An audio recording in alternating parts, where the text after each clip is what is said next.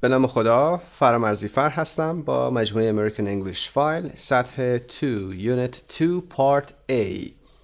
در یونت 2 پارت A grammar simple past گذشته ساده regular and irregular verbs رو مرور خواهیم کرد، افعال با قاعده و بی قاعده. برای vocab هم vacations هست، تعطیلات و pronunciation regular verbs ed endings افعال با قاعده که ed ending میگیرن چطور تلفظ میشن. right place wrong person عنوان درس هست. right place مکان درست، جای خوب، اما wrong person شخص اشتباه. در قسمت بابل هم where did you go on vacation تعطیلات کجا رفتی. on vacation یادتون باشه حرف اضافه on رو برای vacation استفاده میکنیم. I went to Costa Rica with some friends با چند تا از دوستانم و یا با بعضی از دوستانم رفتم به کوستاریکا. Part 1 Vocabulary Vacations. In 1 minute write down 5 things you like doing when you are on vacation. For example, relaxing, going to museums. Then compare with a partner. خب یه دقیقه فرصت دارید برای خودتون چند کاری رو که دوست دارید تا تعطیلات انجام بدید رو بیاید بنویسید. چند مثال هم آورده relaxing, going to museums شما میتونید اضافه کنید. For example, sightseeing, going to the zoo و غیره. برای اینکه این لغات رو تکمیل کنید page 152 vocabulary bank vacations هست. اونجا به شما لغت‌های بیشتری رو آموزش خواهد داد. ویدیو کلیپش رو ملاحظه بفرمایید. برگردید به قسمت C. In pairs, interview your partner with the vacation questionnaire. Ask why. در قسمت پایین در باکس آبی یه سری سوالاتی داریم که vacation questionnaire هست، یعنی یه جور سروی هست، میخواد از ما بپرسه که در vacation چه کاری انجام میدیم، چه کار میکنیم و غیره. در ادامه میتونید why هم بپرسید که ask for more information. My perfect summer vacation تعطیلات تابستونی عالی من. Which do you prefer کدوم رو شما ترجیح میدید. prefer ترجیح دادن. which do you prefer going abroad or going on vacation in your country. abroad تلفظش abroad رفتن به خارج از کشوره. going abroad ما میگیم اون طرف آب. در انگلیسی میگیم going abroad خارج از مرز رفتن، به کشور دیگه رفتن. خب which do you prefer کدومشون رو ترجیح میدید. going abroad or going on vacation in your country or in your own country در کشور خودتون. going by car, bus, plane or train با کدومشون.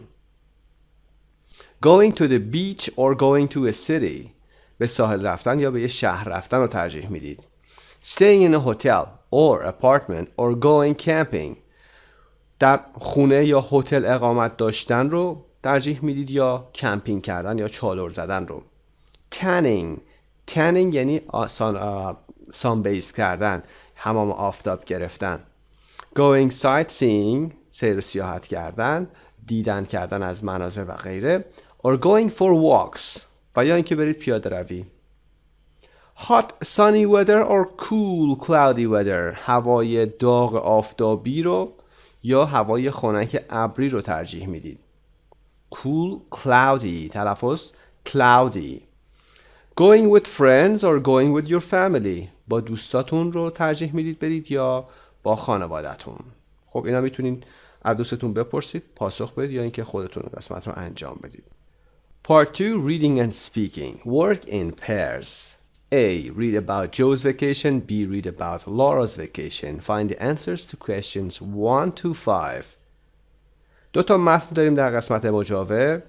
یکی در مورد جو 28 ساله هست که فلایت اتندنت و یکی دیگه لورا 26 a nurse هست. اینا از تعطیلاتشون دارن صحبت میکنن. باید متن رو بخونیم و بتونیم به سوالات زیر پاسخ بدیم. حتما این کار رو انجام بدین. هم ریدینگش رو و هم سپیکینگش رو با دقت تمام انجام بدید. سوالاتی که باید پاسخ بدیم اینها هستن. سوالات WH یعنی باید information بدیم. Where did he or she go on vacation کجا رفته. where گفتیم کجا رو میپرسه. Who did she or he go with اون با کی رفته. Who with در انتها میاد موقع سوالی. اون با کی رفته. Number 3. Where did he or she stay? مشخص دوباره. کجا چه چیزی stay اقامت داشته. What was the weather like? میخوایم بپرسیم هوا چطور بود. What was the weather like? هوا چطوره. What is the weather like? فعل to be رو تغییر میدیم. Number 5. Why didn't he or she enjoy the vacation? چرا اون آقا یا خانم از تعطیلات لذت نبرد؟ Why didn't she enjoy? نبرد، لذت نبرد. Now tell your partner about the vacation you read. Use questions 1 to 5 to help you. حالا برای دوستتون تعریف کنید یا برای خودتون تعریف کنید که چه اتفاقی برای جو و یا لورا افتاده. به هر شکلی که میتونید، به هر زبانی که میتونید باید این رو تعریف کنید. اگر اشتباه هم دارید اشکالی نداره. خلاصه سازی میکنید و میگید که در داستان چه اتفاقی افتاده. Part C. Read your partner's text. In pairs, guess the meaning of the highlighted words and phrases. Whose vacation do you think was worse and why? خب حالا میتونید متن دوستتون رو بخونید، یعنی دوستتون شما A رو میخونید و دوستتون B رو میخونه بر فرض، و اگر خودتون به تنهایی میخونید هم فرقی نداره. کلمات هایلایت شده رو که متن حتما توضیح میدیم و بگید که کدومی که از اینها به نظر شما بدتر بوده سفرش. worse گفتیم یعنی بدتر. bad, worse, the worst.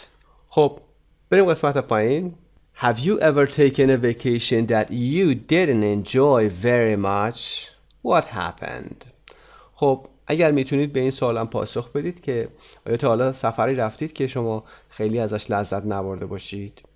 What happened؟ چه اتفاقی افتاد؟ در مورد این داستان میتونید صحبت بکنید. میتونید این متن رو بخونید و یه نمونه ازش بگیرید و الگو سازی کنید.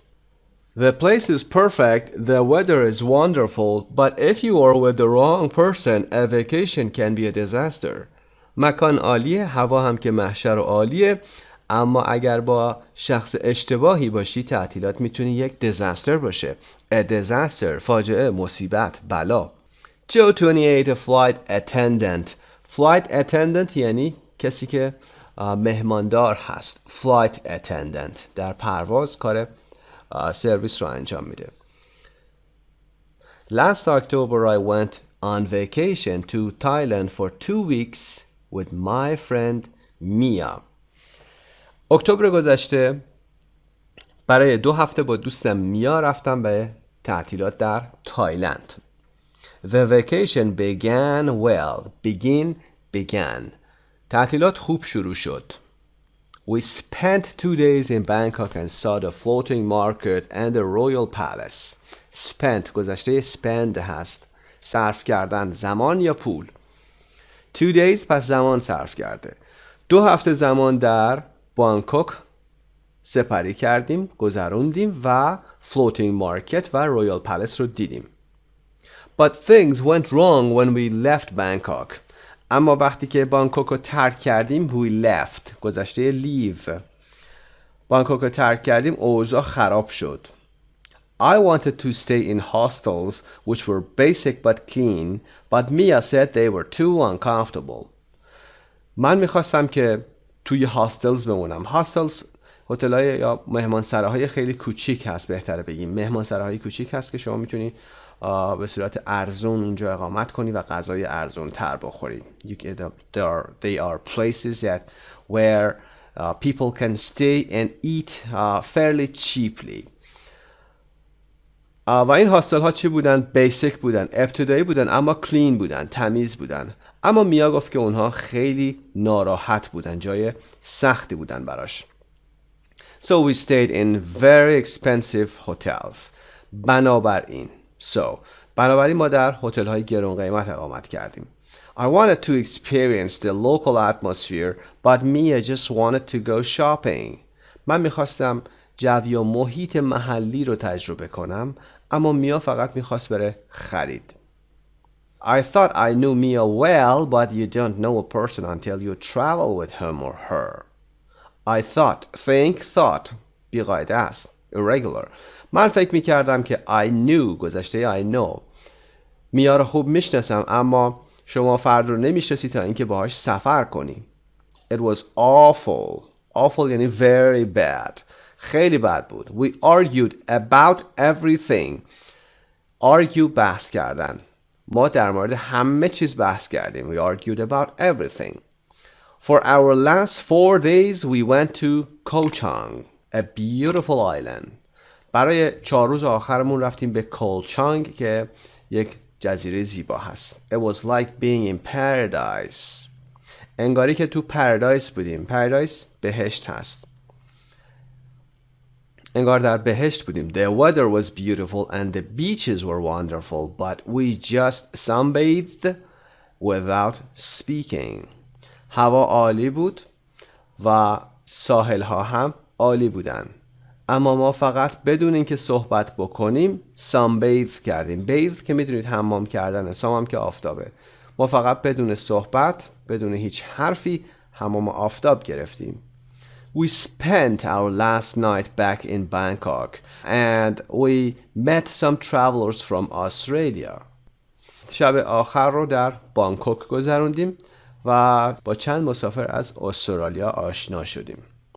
They were really friendly and Mia started flirting with one of the boys. اونا واقعاً صمیمی یا با محبت بودن. Really friendly. و میا started flirting. فلرت یعنی لاس زدن، صحبت کردن با کسی به این شکل. با یکی از پسرها شروع کرد به صحبت کردن. That was the end. این دیگه آخرش بود.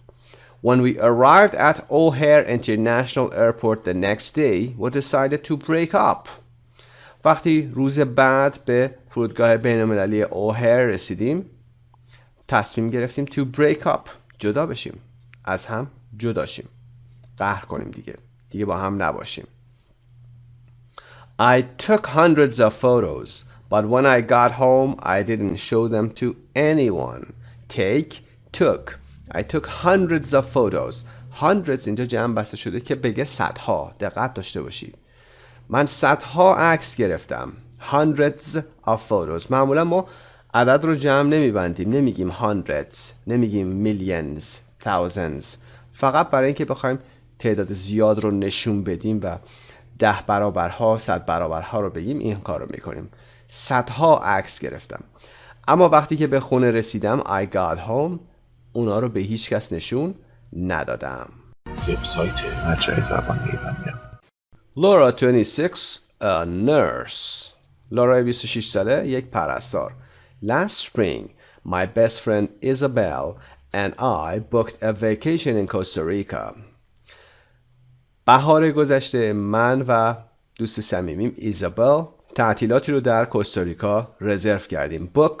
booked گذشتهش هست. book به عنوان فعل یعنی رزرو کردن. We rented a small house for a week with a fantastic view of the ocean. ما یه خونه کوچیک رو برای یک هفته با منظره عالی از اقیانوس اجاره کردیم. view منظره. At the last minute another friend Linda asked if she could come too. در لحظه آخر یا دقیقه 90 یه دوست دیگه‌مون به اسم لیندا از ما خواست که آیا میتونست بیاد یا نه، یا پرسید از ما که میتونست با ما بیاد یا نه. We felt sorry for her because she had problems with her friend. So we said yes. Felt sorry گذشته feel. ما براش احساس تأسف و ناراحتی میکردیم به خاطر اینکه اون با دوست پسرش مشکل داشت. Her friend و یا her boyfriend. And we said yes. و گفتیم بله یعنی میتونه بیاد. She could come too. Costa Rica was magical and the weather was perfect, but the vacation was a disaster for one simple reason. Linda was so cheap. Costa Rica was magical. جادویی بود و هوا عالی بود. اما تعطیلات یک مصیبت یا فاجعه بود فقط برای یک دلیل ساده. One simple reason. لیندا خیلی چیپ بود یا مین بود، خسیس بود، stingy بود. She has a good job so she's not poor, but she just didn't want to pay for anything. اون شغل خوبی داره بنابراین فقیر نیست اما نمیخواست برای هیچ چیزی پولی پرداخت بکنه. When we went sightseeing, she didn't want to go on any cruises or do any nature activities that cost money. وقتی که می رفتیم سیر و سیاحت یا گشت و گذار می رفتیم، اون به هیچ کدوم از سفرهای کروز یا دریایی نمی اومد و یا هیچ فعالیت طبیعتی یا در طبیعت رو که هزینه برمی داشت رو انجام نمی داد. مثل زیپلاینری که در تصویر نشون میده یا کارهای دیگر رو. When we went on a zipline tour, she complained that it was too expensive. وقتی که رفتیم به تور زیپلاین، اون اعتراض کرد که خیلی گرون بود همه چیز. When we went to have lunch or dinner, she always wanted to go to cheap restaurants or she bought a sandwich and ate it in the house. وقتی هم که میخواستیم که ناهار و شام بریم، اون همیشه میخواست که بره به رستوران‌های ارزون یا اینکه یه ساندویچ میخرید و اون رو در خونه میخورد. But the night I invited her and Isabel out on my birthday, she chose the most expensive things on the menu. اما شبی که اون رو و ایزابل رو برای جشن تولدم دعوت کردم، اون گرونترین چیزها رو روی منو رو انتخاب کرد. The worst thing was that although Isabel and I paid for the house, Linda never once bought us a coffee or a snack. The worst, بدترین. worst گفتیم اینجا بدتر. The worst, بدترین. بدترین چیز این بود که although Isabel and I, اگرچه من و ایزابل پول خونه رو پرداخته بودیم، لیندا هرگز برامون یه قهوه یا یه ساندویچ کوچیک هم نخرید. I'd love to go back to Costa Rica one day, but without Linda. دوست دارم یا عاشق اینم که یه روزی برگردم دوباره به کوستاریکا، اما بدون لیندا. خب متنا رو خوندیم، میتونید برگردید به پیج، میتونید برگردید به سوالات 1 to 5 اونجا پاسخ بدید، خلاصه سازی یادتون نره و بعد هم بتونید سپیکینگ داشته باشید و برای خودتون تعریف کنید که در هر کدوم از این داستان‌ها چه اتفاقی افتاد. شما خودتون رو جای جو بذارید و یا اینکه در متن دوم جای لارا بذارید و تعریف بکنید. بعد از اینکه این کار کردید، اگر فرصت دارید از دیدگاه خودتون هم بیایید بگید چه اتفاقی افتاده، در مورد اونها صحبت بکنید. میریم next page 13. Part 3, listening. 1.34, you're going to listen to Mia and Linda talking about their vacations. First, listen to Mia. Does she agree with Joe about the vacation? خب فایل صوتی 1:34 رو گوش بکنید، ببینید که نفرات دیگه که در این سفرها بودن نظرشون چی هست. ببینید میا چی میگه، آیا اون چیزی که جو میگه رو باهاش موافق هست یا نه. Does she agree with؟ ساختار هم به این صورته، یادتون باشه. Does she agree with؟ Do you agree with؟ Listen again. What does Mia say about؟ خب به فایل صوتی گوش کنید، ببینید میا در مورد موضوعات پایین چه چیزهایی رو میگه. Her relationship with Joe before they went. ارتباطش با جو قبل از اینکه برن به سفر. The places where they stayed. مکانهایی که اونها اقامت داشتن. Talking to other travelers. در مورد صحبت با مسافرهای دیگه. Photos و going on vacation with a boyfriend. سفر با یک دوست پسر رو یا تعطیلات با یک دوست پسر رو نظرش چی هست. 1:35 listen to Linda. What's her opinion of the vacation? Then listen again. What does she say about؟ خب فایل 1:35 رو هم فایل صوتیش رو گوش بکنید، ببینید که نظر لیندا چی هست در ارتباط با سفری که داشتن. Opinion. Her opinion نظرش. خب ببینید در مورد کوستاریکا چی میگه. What they did there. اون چی که اونجا انجام دادن. The cost of her vacation. هزینه سفرش و her next vacation. سفر بعدیش. D. Who do you sympathize with most? Joe or Mia? Laura or Linda? خب از این زوجهایی که هستن، جفتهایی که با هم رفته بودن. Who do you sympathize? Sympathy یعنی همدردی داشتن. با کدومشون همدردی بیشتری دارید؟ Sympathize verb هست. Sympathize with most. جو یا میا و یا لورا و لیندا، کدومشون؟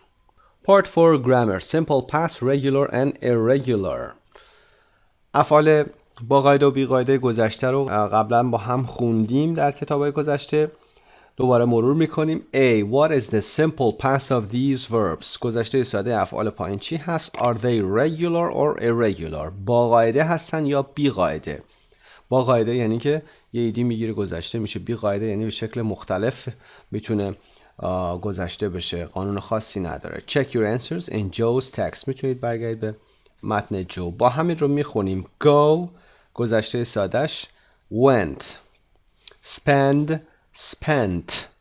Want wanted. Stay stayed. ایدی میگیره. Know knew با ای. Sunbathe sunbathed. regular هست. ایدی میگیره. Begin began. Leave left. Be was were. Think thought. Argue argued. Take took. Now underline the simple past positive verbs in Laura's text. خب متن لورا رو هم میتونید ببینید برای تمرین بیشتر. ببینید که گذشته های سادهش رو زیرش رو برید خط بکشید. What are the base forms؟ شکل‌های اصلی فعل رو هم بگید چی بوده. Find and underline two simple past negative verbs in the two texts. How do you make negative and question in the simple past? خب دو تا فعل منفی گذشته ساده رو هم در متن بیاید زیرش رو خط بکشید. اینکه بگید که چطوری فعل منفی و یا سوالی در گذشته ساده میپرسید. With normal verbs با افعال عادی چطوری گذشته میسازید؟ مشخص منفی وقتی میخواید بسازید میگید که I for example didn't با didn't منفی میکنید. I didn't go, I didn't know, I didn't stay. دیگه فعل حالت گذشته نداره. فعل شکل اصلی هست چون با did اومده منفی میشه. و سوالی هم که مشخصه با did you know, did you want, did she want برای همه به یه شکل هست. و with was or were. was or were هم که میدونید فعل to be چطوری منفی میشن. بعد از was و were not میاریم. I was not, you were not. سوالی invert میشه. was or were میاد اول بعد subject. Was I, were you, were they. و with could. کد میخوایم منفی کنیم یه not پشتش میذاریم. I could not, she could not, you could not. سوالی could I, could you, could he. invert میشه.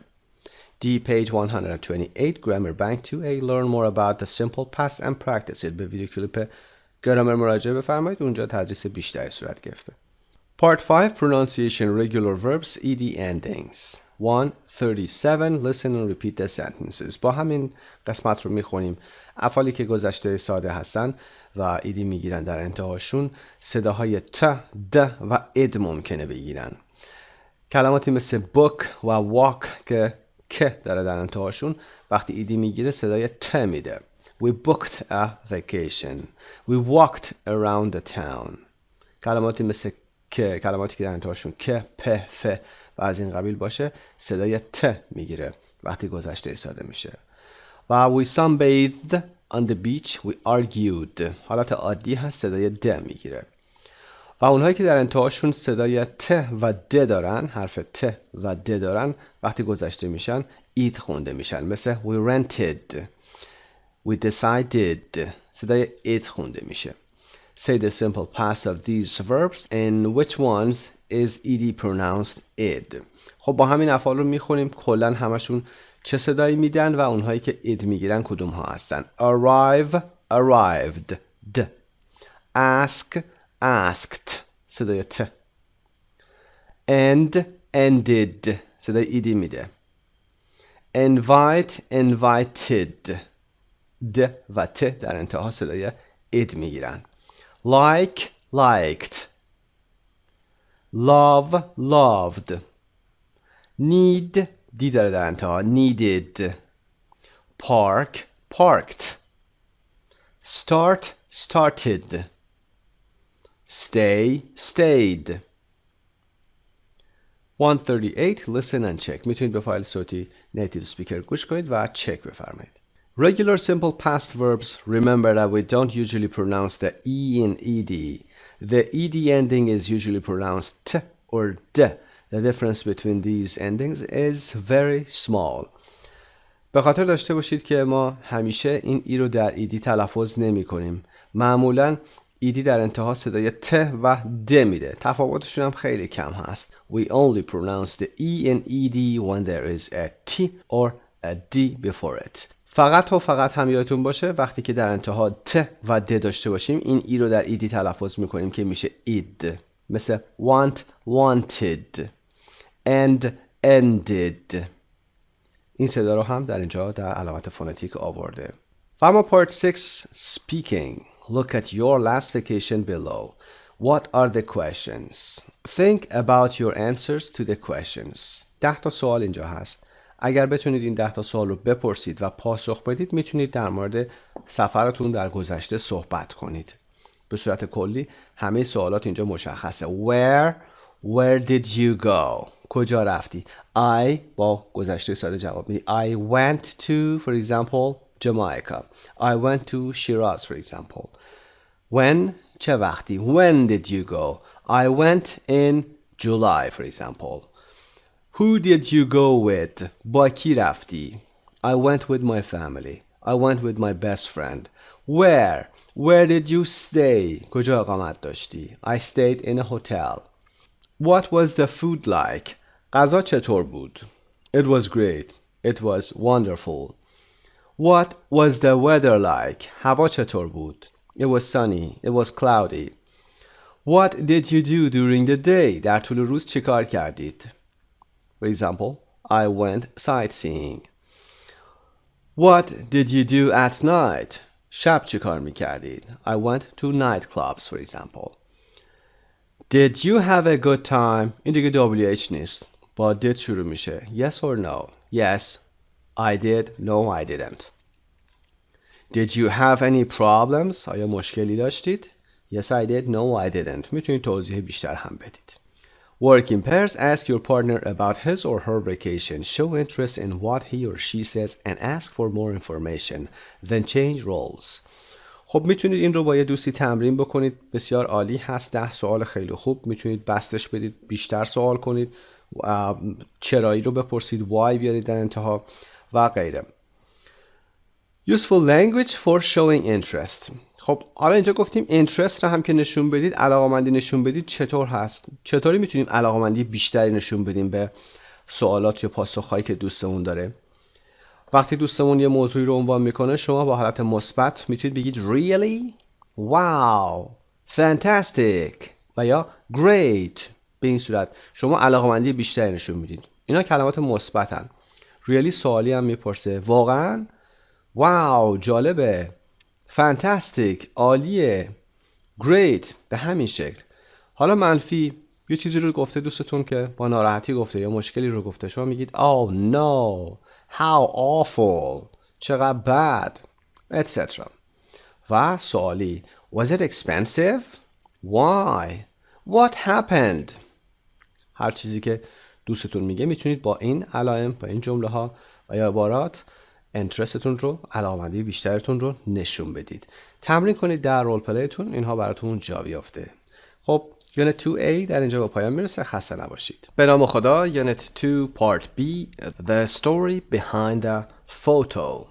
داستان پشت عکس.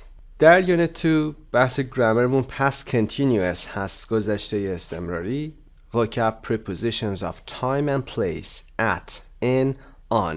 حروف اضافه زمان و مکان at, in و آن رو کار میکنیم و sentence stress هم قسمت پرونانسیشنمون هست. در قسمت بابل what was happening چه اتفاقی داشت میافتاد. what was happening.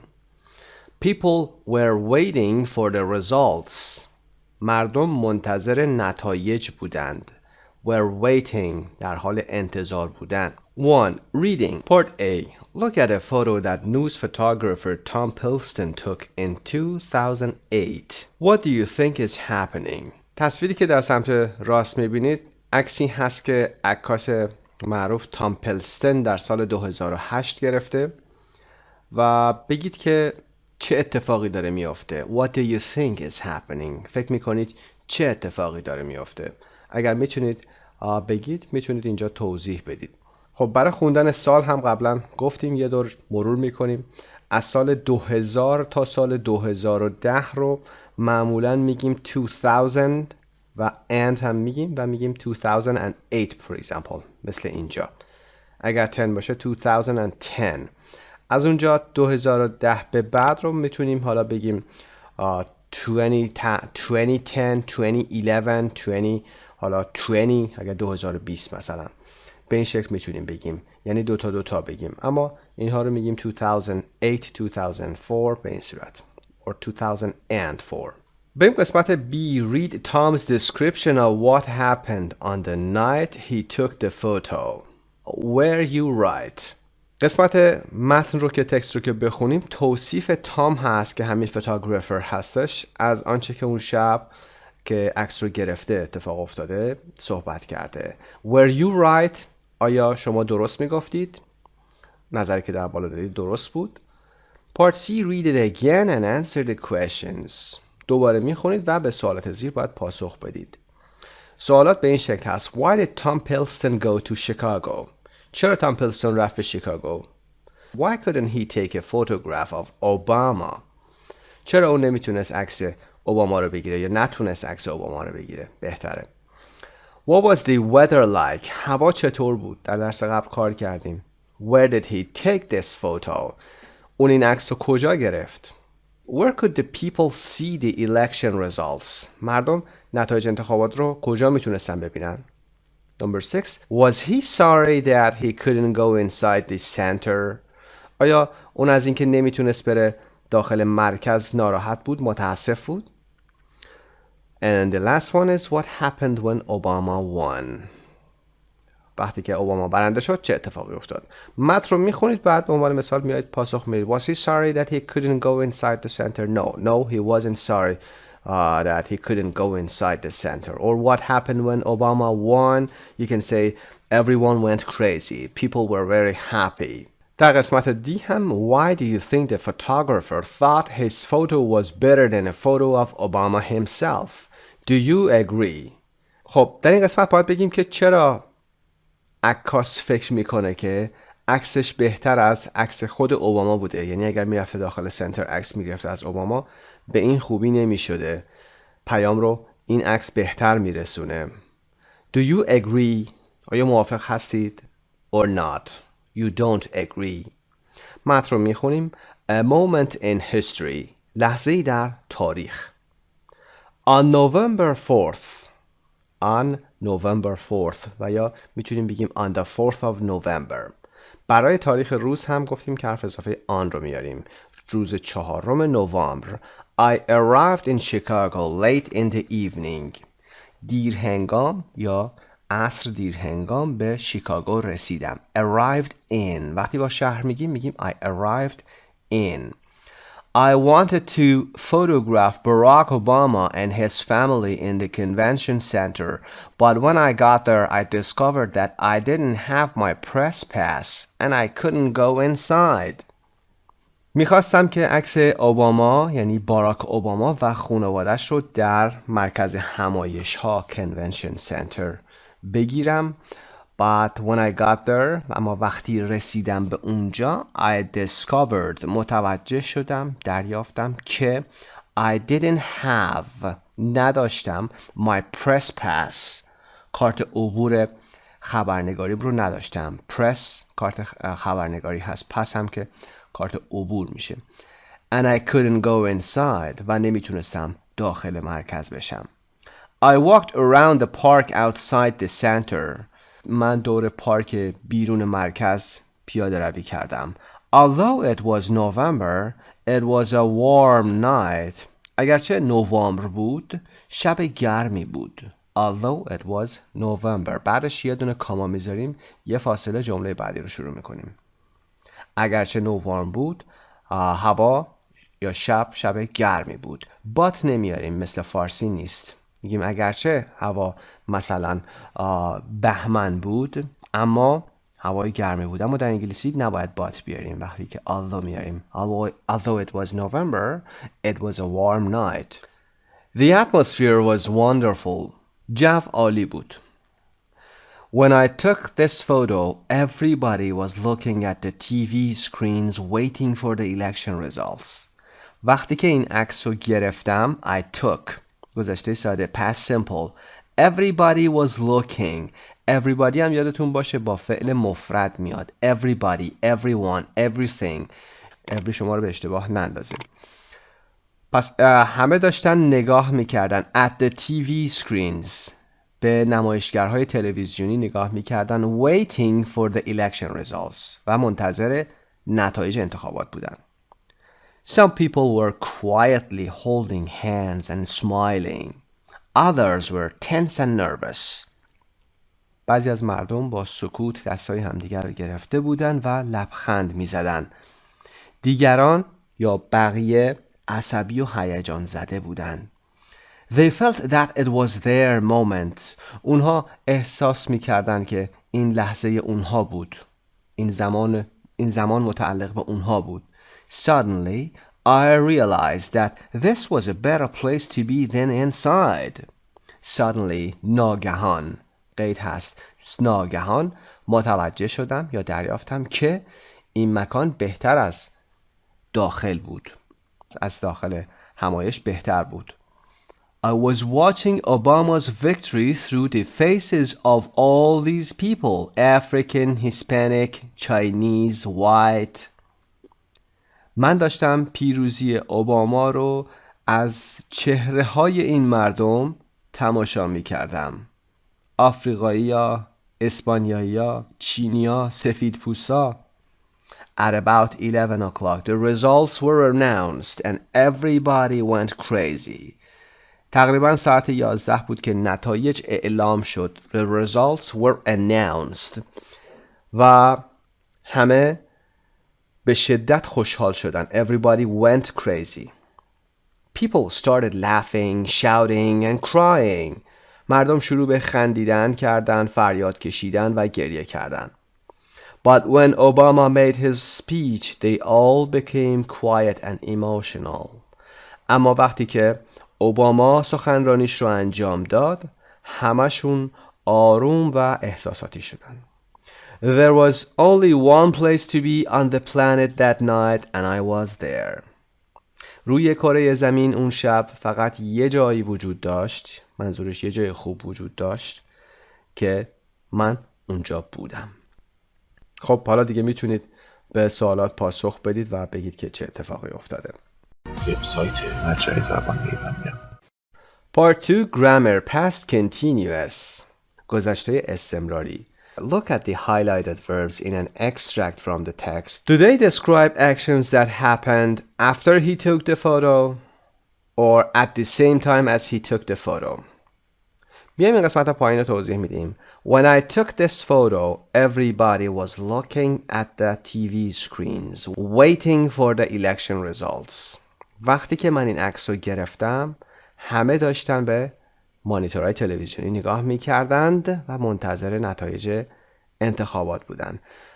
اگر این رو روی نمودار زمانی بذاریم یعنی یه خطی بکشیم از گذشته تا الان اونا داشتن یه کاری می‌کردن یه کار طولانی رو نگاه کردن looking at the TV screens they were looking or everybody was looking past continuous هست گذشته استمراریه یک کاری داشته صورت میگرفته به صورت طولانی مدت فکر میکنید 1 ساعت 2 ساعت چند ساعت اینا نگاه میکردن when I took this photo که در اینجا وسط کار حالا یه قسمتی از زمان استمرارشون من اومدم با عکس گرفتن این کار رو قطع کردم کات شده اینجا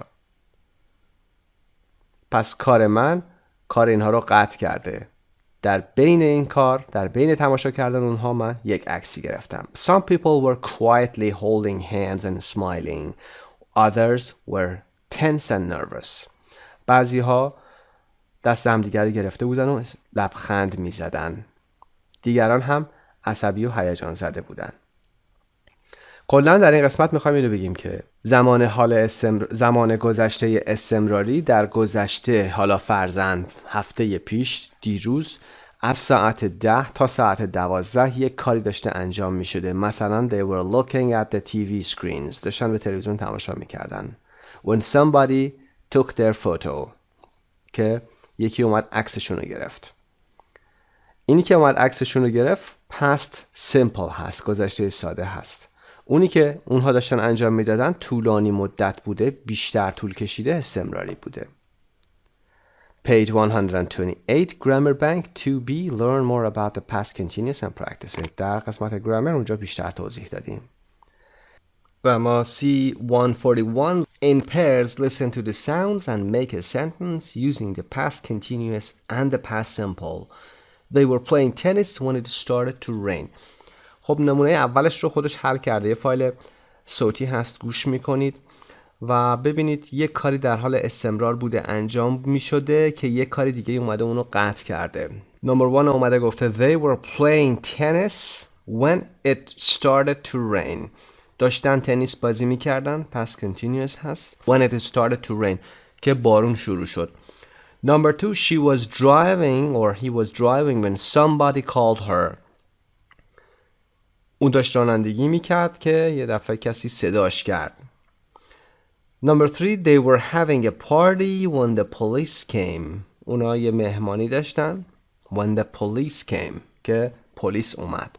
They were having a party.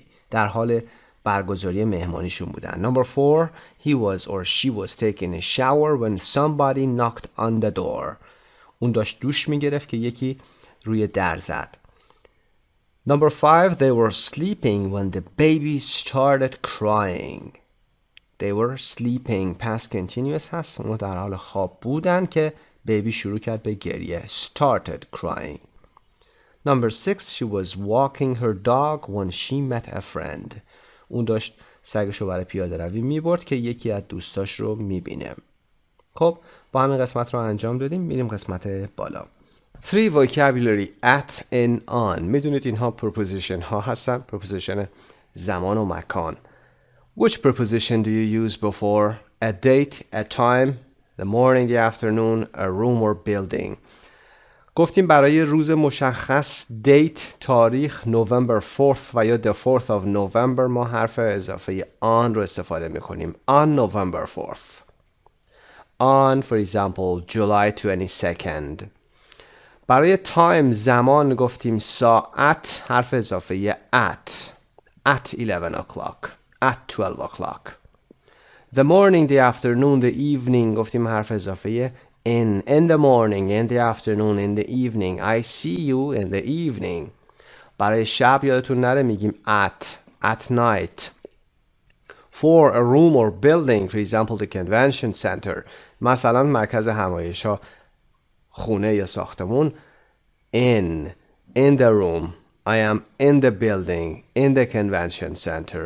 B. Check your answer to A in the text. What prepositions do you use with? خب برای ماه a month, January for example اگر باشه گفتیم حرف اضافه in رو میاریم. In January, in February, in March, in April. به این صورت برای seasons همینطور in spring, in summer, in autumn, in winter. و برای سال هم همینطور in 2008, in 2018 و in 2018 و غیره. Number 2 the weekend. آخر هفته رو با حرف اضافه on the weekend. I go away on the weekend.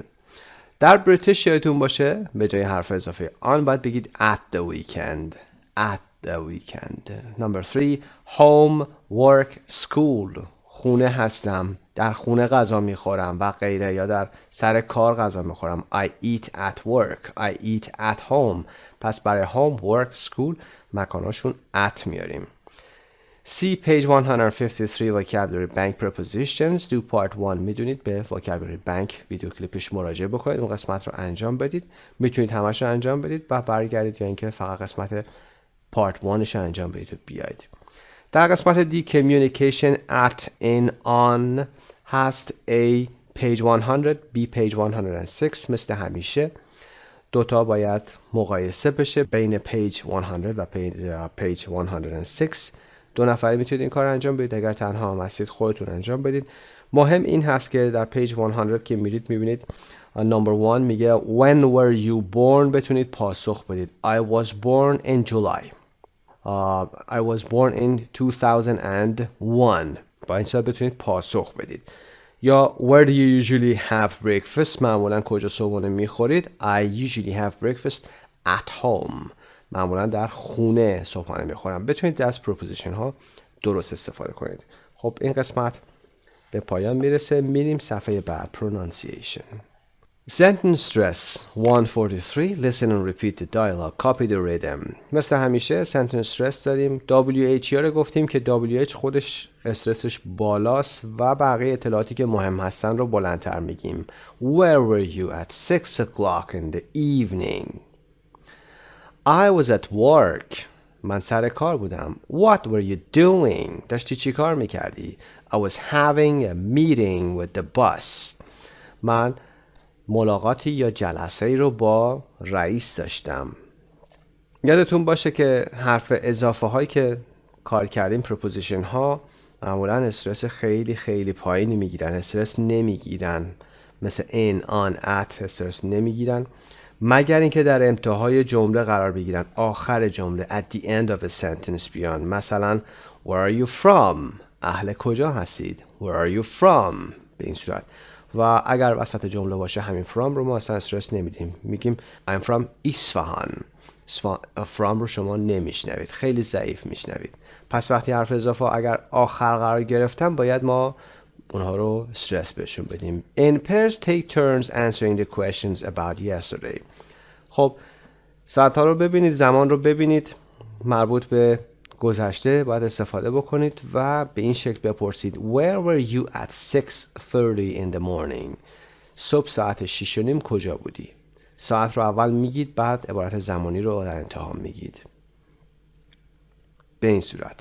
AM دیدید بگید in the morning. PM دیدید بگید in the afternoon. همیشه این کار رو بکنید. میتونید AM و PM هم بگید ولی منظورتون این شکلی باشه بهتره. Where were you at 11 in the morning؟ یعنی امروز صبح کجا بودید؟ lunch time، midnight، اینها زمانهای نهار هست، ظهر هست و at midnight که نیمه شب هست. 4 PM رو هم که میدید in the afternoon هست. What were you doing؟ داشتی چی کار میکردی؟ I was at home. I was watching television. میتونید با دوستتون این کار رو انجام بدید و پرسش و پاسخ رو انجام بدید. Part 5 listening. A. Look at a famous photo that was on the cover of many magazines around the world in the 1960s. Where do you think the people are? What do you think is happening? خب سمت راست همطور که ملاحظه می‌فرمایید یه عکسی هست که معروفه. چندین سال هم برای مجلات در سراسر دنیا چاپ می‌شده. در دهه 60 1960 البته زمانی بوده که در فرانسه اتفاقاتی می‌افتاد و در امریکا هم بحث جنگ ویتنام بوده و مخالفت مردم با جنگ ویتنام که امریکا با جنگ در ویتنام رو به پایان برسونه. خب Where do you think the people are؟ میتونید بگید for example they are on the street, they are shouting, they are protesting. اعتراض میکنن. What do you think is happening؟ چه اتفاقی داره میفته؟ For example a revolution is happening. یه انقلابی داره اتفاق میفته. B. You read the beginning of a newspaper article. Why do you think it is called the image that cost a fortune؟ خب قسمت اول آرتیکل یه روزنامه رو بخونید. چرا فکر میکنید که عنوان این عکس شده The image that cost a fortune؟ عکسی که هزینه گزافی برداشته یا گزاف داشته. 144 Now listen to the woman in the photo talking about it. Were you right؟ خب متن رو با هم میخونیم و بعد میاید فایل صوتی رو 144 رو گوش میکنید و ببینید که آیا درست میگفتید و قسمت های پایین رو بعدش میایم با هم حل میکنیم. بریم سراغ متن. The image that cost a fortune. عکسی که هزینه سنگینی برداشت، هزینه گزافی داشت. fortune به مقدار زیادی گفته میشه، پول زیاد گفته میشه. Caroline de Bendern was born in 1940. کارولین د بندرن در سال 1940 به دنیا آمد. She was the granddaughter of Count Maurice de Bendern, a rich aristocrat who owned a lot of property in Paris and Monaco. کارولین نوه کانت موریس د بندرن بوده که یک اریستوکرات یا یک نجیب زاده یا اشرافی پولدار ثروتمند بود و املاک زیادی در پاریس و موناکو داشت. Although he had other grandchildren, the count decided to leave all his money to Caroline. اگرچه اون یعنی کانت نوه‌های دیگه هم داشت، اما تصمیم گرفت که همه پولش رو به کارولین بده. I never knew why, says Caroline. کارولین میگه هیچ وقت متوجه نشدم چرا. Perhaps because I was pretty.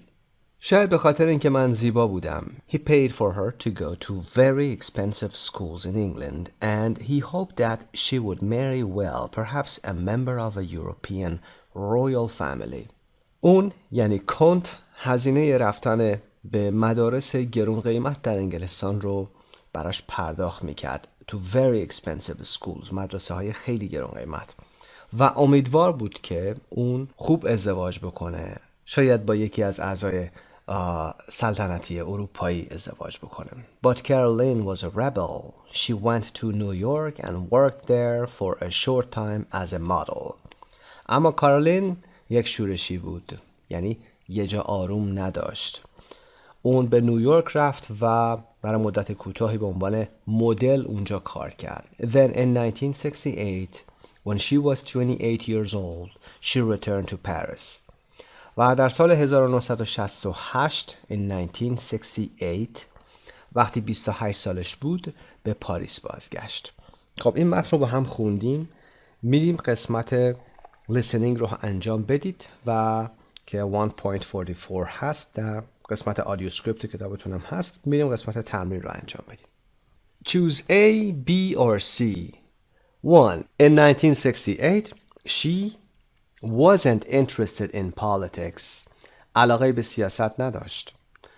Number 2. She loved the atmosphere because all the students were fighting for freedom.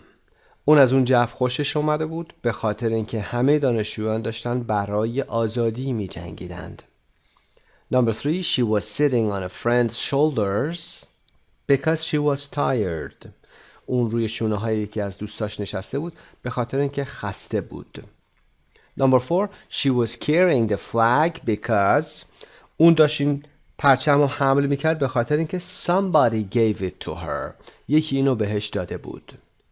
Her grandfather died 6 months later. پدر بزرگش 6 ماه بعد مرد. و پارت E. Do you think she is sorry that she was in that photo? این به خودتون برمیگرده. بگید که آیا اون sorry بوده به خاطر اینکه در اون عکس بوده یا نه. بریم قسمت بالا. 6. Speaking and writing. A. Talk to a partner. Give more information if you can. خب با یه دوستتون بیاید صحبت بکنید. اطلاعات بیشتری هم اگر میتونید از اطلاعات عمومی خودتون استفاده کنید و بگید. Number 1. Do you have a photo you really like? Who took it? What was happening at the time? عکسی دارید که شما واقعا دوستش داشته باشید؟ کی اون عکس رو گرفته؟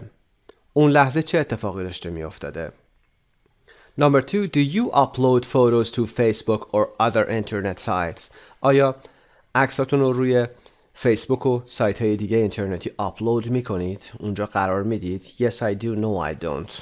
Okay. What was the last photo you uploaded? آخرین عکسی که آپلود کردید چی بوده؟ The last photo I uploaded to the internet, or for example, name of a site, was my photo, for example, standing near our house. نزدیک خونه‌مون وایساده بودم. Number 3. Do you have a photo as the screensaver on your computer or phone? What is it of? آیا عکسی رو به عنوان screensaver و یا screensaver روی کامپیوترتون یا فونتون گذاشتید؟ What is it of? این عکس چی هست؟ Do you have a favorite photo of yourself as a child? آیا عکس محبوبی از خودتون دارید که به عنوان بچه یعنی عکس کودکی محبوب دارید؟ Who took it? کی اون عکس گرفته؟ What was happening when they took it? موقعی که این عکس گرفتن چه اتفاقی داشته می افتاده؟ اینجا باید present continuous بگید. What were you wearing? چی پوشیده بودید؟ For example, I was wearing a beautiful hat. I was wearing pants or jeans. Number 5. Do you have any photos in your bedroom or living room? What are they of? آیا عکسی در اتاق خواب یا اتاق نشیمنتون دارید؟ What are they of? عکس چی هستن اونها؟ Do you know any other famous historical photos? آیا عکس‌های تاریخی مشهور دیگه ای رو هم میشناسید؟ Who or what are they of? اون عکس‌ها مال چه کسی یا مال چه چیزی هست؟ از چه کسی یا از چه چیزی هست؟ خب اینا رو میتونید شخصی هست و توضیح بدید و بگید که چه عکس famous historical photoی فرزند دارید یا غیر. B112 writing my favorite photo. Write a description of your favorite photo. خب میریم قسمت writing، ویدیو کلیپش رو آماده کردیم. در مورد favorite photo تو میخواین صحبت بکنید. یه عکس رو بیارید و در موردش توضیح بدید. میریم به ادامه درس در قسمت writing و اونجا قسمت 2B رو به پایان میرسونیم. خسته نباشید. به نام خدا. Unit 2C.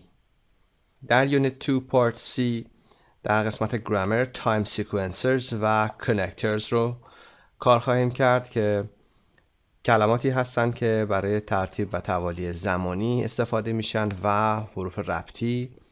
برای vocab هم verb phrases داریم، عبارتهای فعلی داریم. pronunciation word stress که استرس کلمه ای هست. عنوان این درس هم one dark October evening هست. یک شب تاریک اکتبر تاپیک درسمون هست. و در قسمت بابل why was she going very fast؟ چرا اون داشت خیلی تون میرفت؟ because she was in a hurry. به خاطر اینکه اون عجله داشت. خب بریم قسمت پایین. one grammar time sequencers and connectors. 145 read the story once then complete it with a word or phrase from the box. listen to the story and check. خب داستان کوتاهی در سمت راست داریم. این داستان رو باید یک بار بخونیم. read the story once یعنی one time.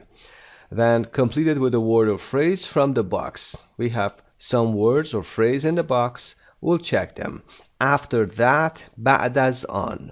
the next day روز بعد. one evening in October یک شب یا یک عصر در ماه اکتبر. suddenly ناگهان. 2 minutes later 2 دقیقه بعد. و when به معنای وقتی یا وقتی که. میریم متن رو میخونیم و بعد برمیگردیم به سوالات و سوالات رو هم پاسخ میدیم. قسمت بالا چاپ رنگی با همدیگه ترکیب شده، یه خورده مخدوش شده، قابل خوندن نیست. هانا مت جیمی هستن اینجا. هانا مت جیمی in the summer of 2010. هانا جیمی رو در تابستان سال 2010 ملاقات میکنه، میبینه. It was Hannah's 21st birthday. تولد 21 سالگی هانا بوده. and اینجا باید هیا رو شی بگیم و ضمایر مذکر رو باید مؤنث بکنیم چون همه ضمایر رو تغییر دادن و از خانوم همش به آقا تغییر پیدا کرده. پس اونجاهایی که جک گفته میشه هم ما باید هانا بخونیم. It was Hannah's 21st birthday. 21مین سال تولدش بوده. And she and her friends went to a club. و اون و دوستاش رفتن به یه باشگاه. They wanted to have fun, but they didn't like the music. اونا میخواستن که خوش بگذرونن اما از موسیقی خوششون نمی اومد. یعنی اون آهنگی که داشت پخش میشد. Didn't like the music. یعنی اون آهنگ. So اینجا جک رو هانا میخونیم. So Hannah went to speak to the man. بنابراین هانا رفت تا با اون من که دیجی هست در متن اصلی رفت با دیجی صحبت بکنه. This music is awful. این موسیقی خیلی بده. is awful. She said. هی رو شی میخونیم. Could you play something else? میشه چیزی دیگه ای پخش بکنید؟ The DJ looked at her and said, Don't worry, I have the perfect song for you. دیجی نگاهی به اون کرد، به اون دختر که her باید اینجا باشه و گفت نگران نباش، من آهنگ بسیار مناسبی برای شما دارم. 2 minutes later 2 دقیقه بعد he said گفت The next song is by Scouting for Girls. It is called Blue as Your Eyes. آهنگ بعدی توسط Scouting for Girls خونده شده. اسم این آهنگ هم Blue as Your Eyes هست. آبی مثل چشمان تو. و It's for a beautiful girl who's dancing over there. و این برای اون دختر زیبایی هست که در اونجا داره میرقصه. When Hannah and her friends left the club, the DJ was waiting for her at the door.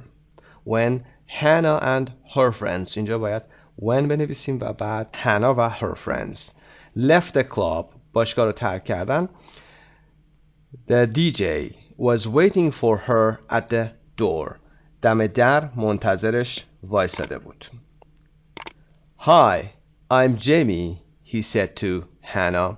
سلام، من جیمی هستم. اون این رو به هانا گفت. Number 3, the next day, Jamie called Hannah and invited her to dinner. روز بعد جیمی به هانا زنگ میزنه و اون رو به شام دعوت میکنه. He took her to a very romantic restaurant and they talked all evening. جیمی اون رو به یک رستوران خیلی خوب برد و اونا تمام طول عصر رو با هم صحبت کردن. Although the food wasn't very good, they had a wonderful time. اگرچه غذا خیلی خوب نبود، اونا اوقات خوبی داشتند.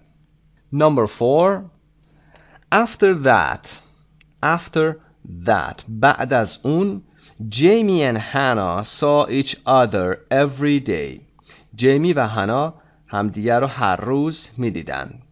Every evening when Hannah finished work, they met at 5:30 in a coffee shop on Bridge Street.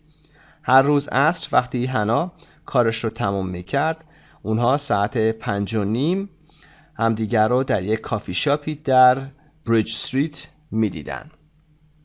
Number 5.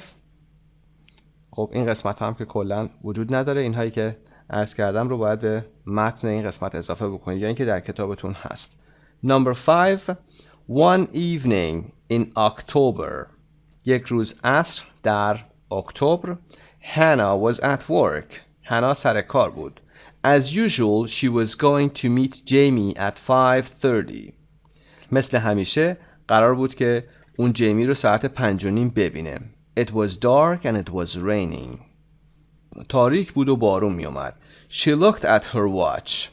هانا به ساعتش نگاه کرد. It was 5:20. ساعت 5:20 بود. She was going to be late. دیگه داشت دیرش می شد. She ran to her car and got in.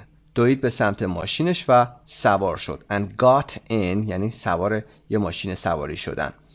At 5:25 she was driving along Bridge Street. در ساعت 5:25 اون در طول خیابان بریج استریت در حال رانندگی بود. And the last paragraph و پاراگراف آخر که اینجا با he was going شروع کرده که اگر هم میخواست با he شروع کنه حداقل با H بزرگ باید شروع میکرد. She was going very fast because she was in a hurry. اون داشت خیلی تند رانندگی میکرد به خاطر اینکه عجله داشت. Because به این دلیل.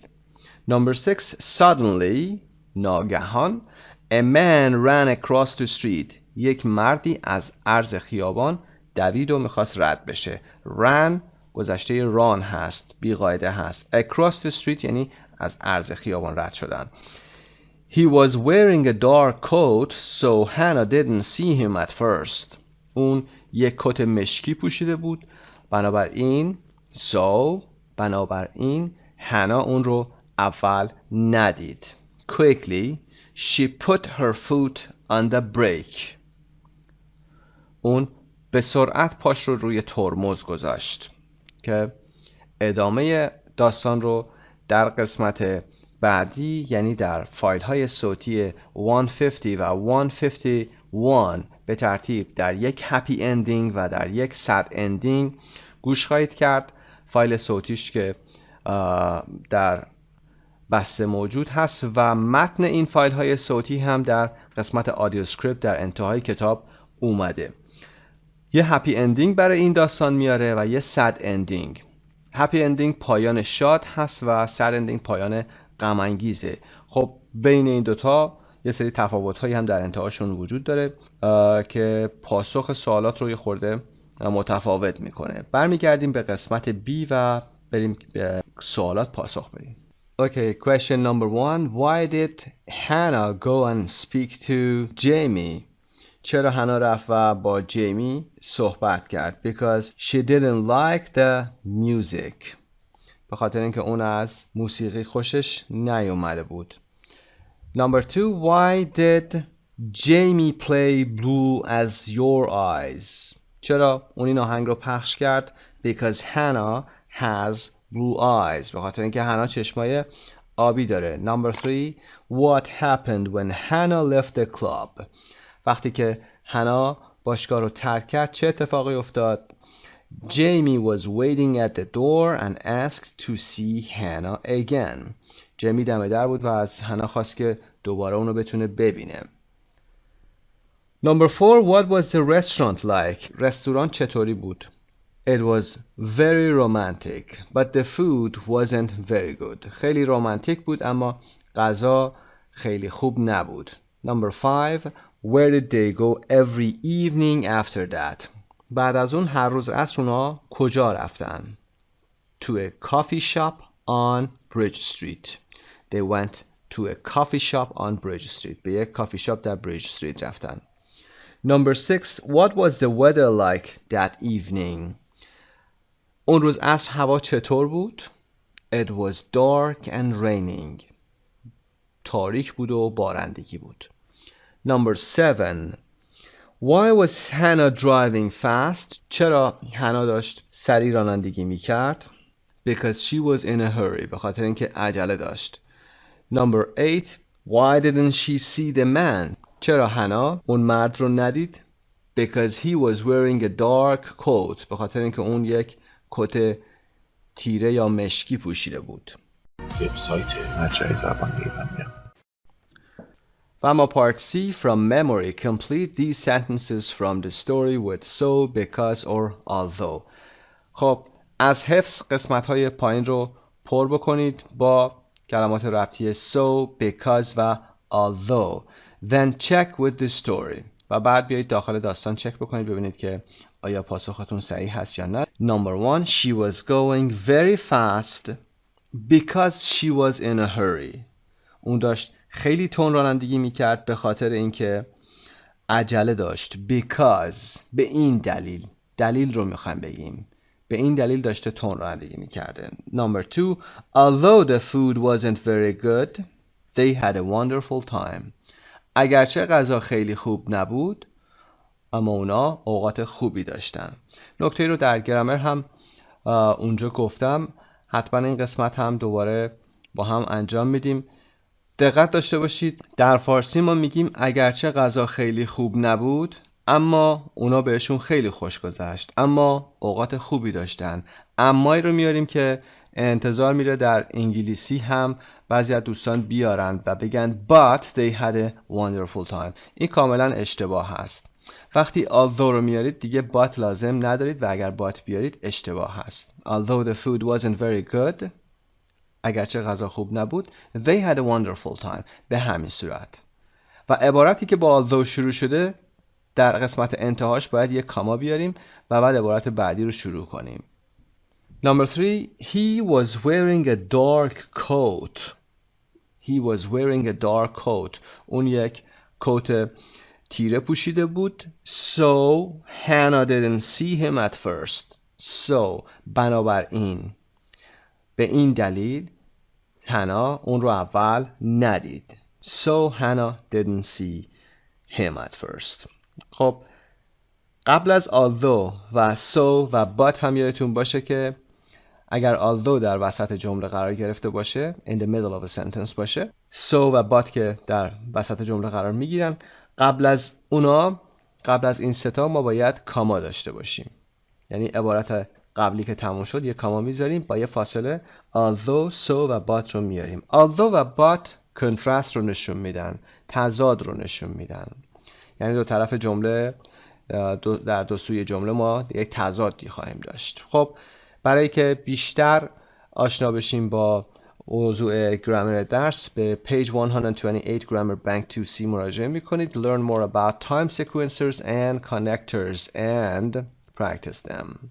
Part E. Complete the sentences in your own words. جمله ها رو با کلمات خودتون کاملشون بکنید. Then compare with the partner. بعد ببینید دوستتون چطور اینا رو پر کرده. Number 1. I went to bed early last night because من دیشب زود رفتم به رخت خواب به خاطر اینکه because حالا این دلیل خودتون because I have an exam today.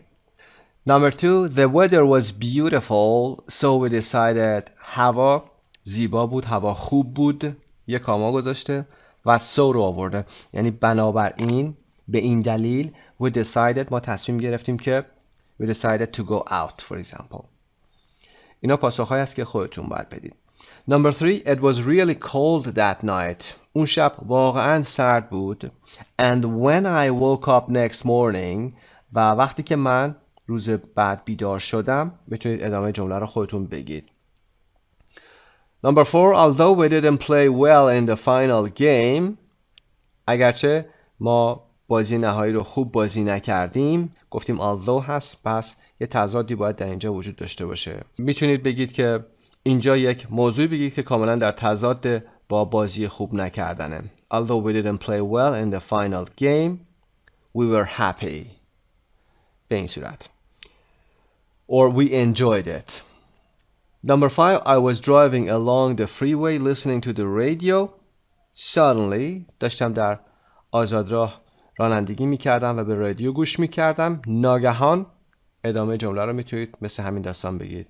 Number 2. Pronunciation word stress. Stress in two-syllable words. Approximately 80% of two-syllable words are stressed on the first syllable. Approximately یه قید هست به معنای تقریباً. کلمه خیلی خوبی هست، این رو یاد بگیرید، میتونید در گفتگوهاتون استفاده بکنید. Approximately تقریباً 80%. 80%. این علامت پرسنت هست. پرسنت رو یادتون باشه برخلاف علائم کارنسی یا علائم واحد پولی که در قبل از عدد قرار می گرفتن، پرسنت رو همینطور که میگیم جلوی عدد میذاریم. 80% کلمات دو سیلابی در قسمت اول استرس میگیرن. Most two-syllable nouns and adjectives are stressed on the first syllable. For example, mother, happy. اغلب اسامی و صفتهای دو سیلابی در قسمت اول استرس میگیرن، مثل کلمه mother و happy. However, many two-syllable verbs and prepositions or connectors are stressed on the second syllable. For example, arrive, behind, before.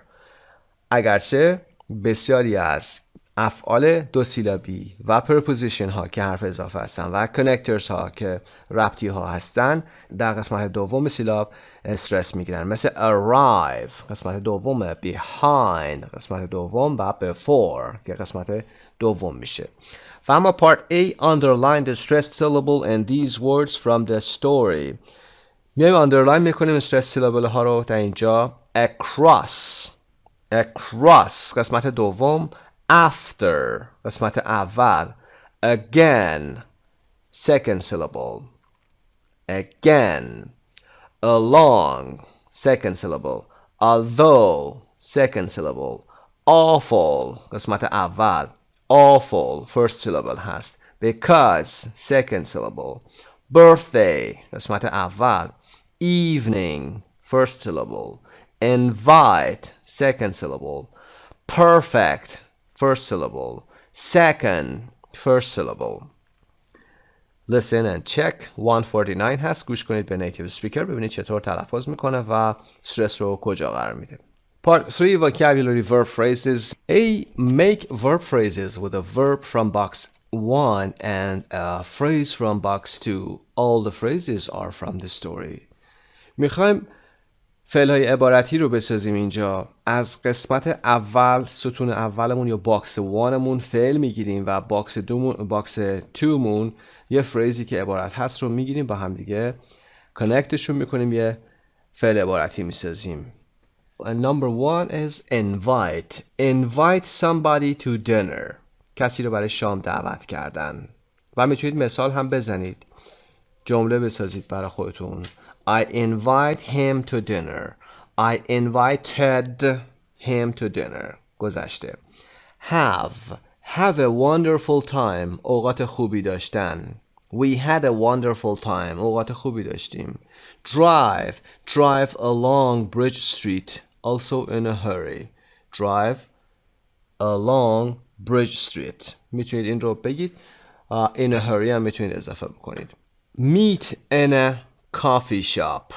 Meet in a coffee shop. To meet in a coffee shop. I met him in a coffee shop. Give somebody your email, your phone number. به کسی شماره موبایلتون رو یا ایمیلتون رو بدید. Take somebody to a restaurant. کسی رو به رستورانی بردن. Take him to a restaurant. Take her to a restaurant. Wait for somebody. منتظر کسی بودن. For example, wait for somebody at the door. Wait for somebody in the room. Be in a hurry. Be in a hurry. عجله داشتن. Play a song. ترانه رو پخش کردن. آهنگی رو پخش کردن. Leave the club very late.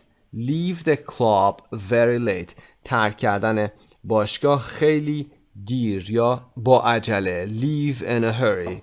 با عجله ترک کردن. Run across the street. Run across the street. از عرض خیابان دویدن. و یا run along Bridge Street.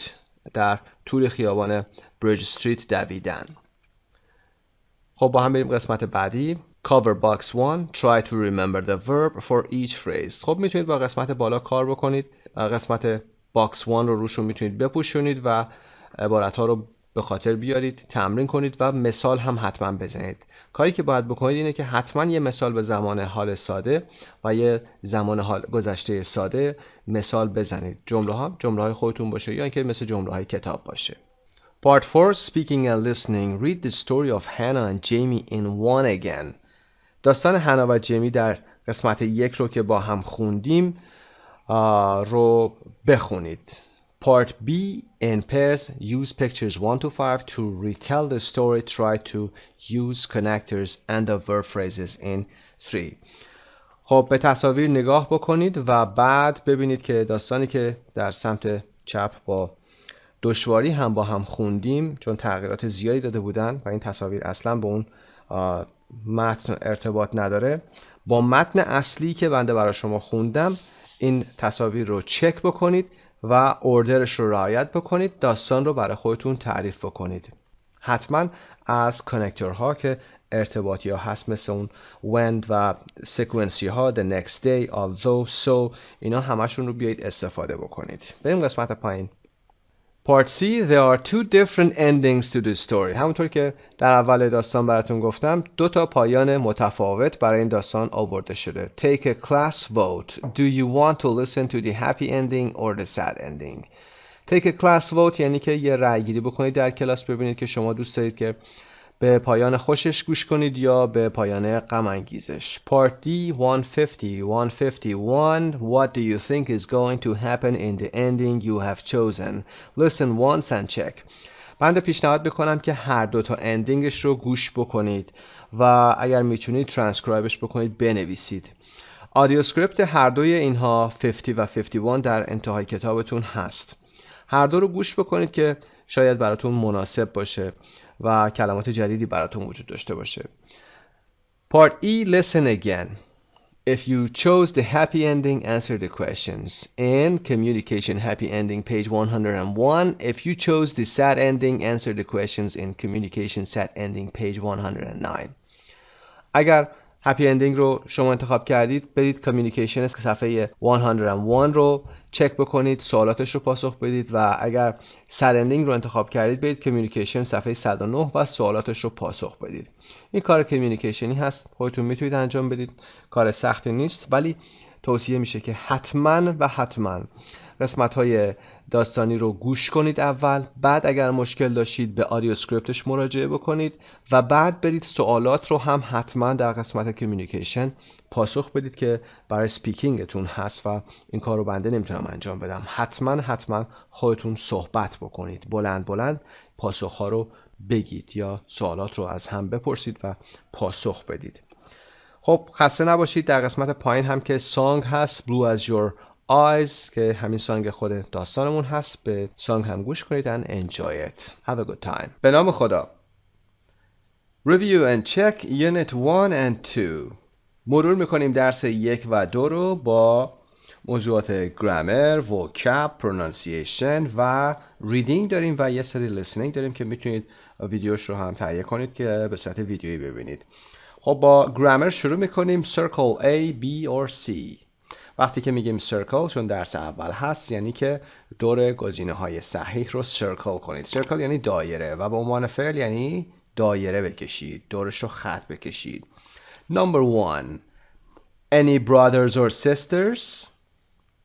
میخوایم بپرسیم برادر خواهر داری؟ Have you? Do you have؟ گزینه C پاسخ ما هست Do you have any brothers or sisters؟ گفتیم فعل کمکی do رو در ابتدا میاریم برای پرسیدن سوال، بعد سابجکتمون، بعد فعلمون به شکل اصلی. Do you have any brothers or sisters؟ Number 2. Last night میخوام بگیم Where you went, where did you go, where you did go.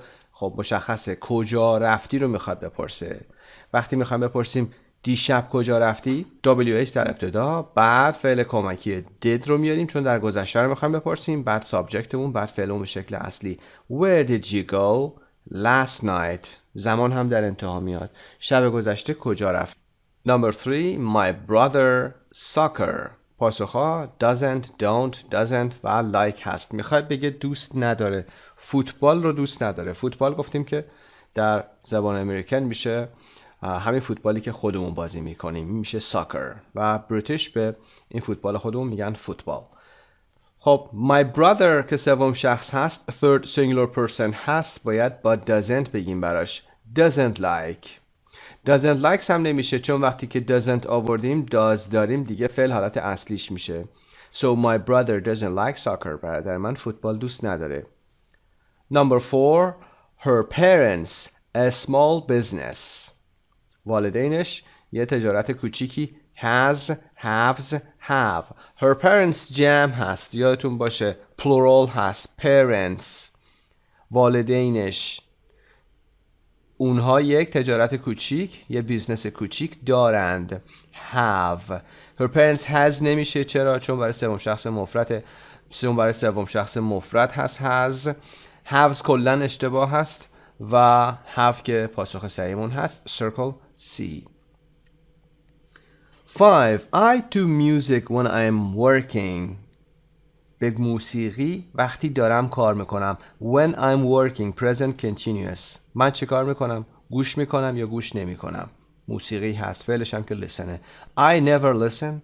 I don't never listen. I listen never. گفتیم قیدای تکرار قبل از فعل اصلی میان. گفتیم I always go. I sometimes listen.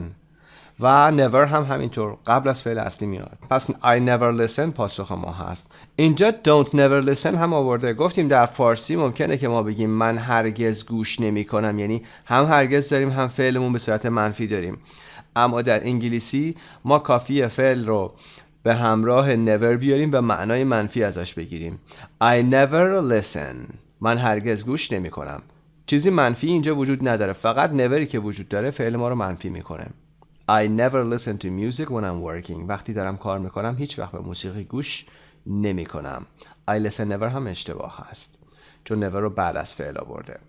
Number 6. In the picture the woman is wearing. فعل پوشیدن wear. در تصویر خانومه یه لباس آبی پوشیده. گفتیم که میخوایم لباس پوشیدن یا کسی لباس پوشیده رو در عکس نشون بدیم و بگیم باید حال استمراری بگیم. کلا عکس رو گفتیم با حال استمراری میگیم خانومه ایستاده، آقای نشسته.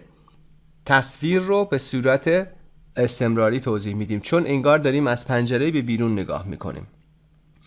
In the picture the woman is wearing. لباس آبی پوشیده. در عکس خانم لباس آبی پوشیده. wears یعنی میپوشه، یعنی همیشه میپوشه، عادتش هست، یه کار همیشگیش هست. wearing خالی هم که نمیشه چون باید یه is داشته باشه، فعل تو بیش باید باشه. بریم 7. A و B صحبت میکنن. What B پاسخ میده I'm looking for my keys، یعنی دارم دنبال کلیدام میگردم. پس سوال چی میتونه باشه؟ میگه what you are doing، what do you do، what are you doing.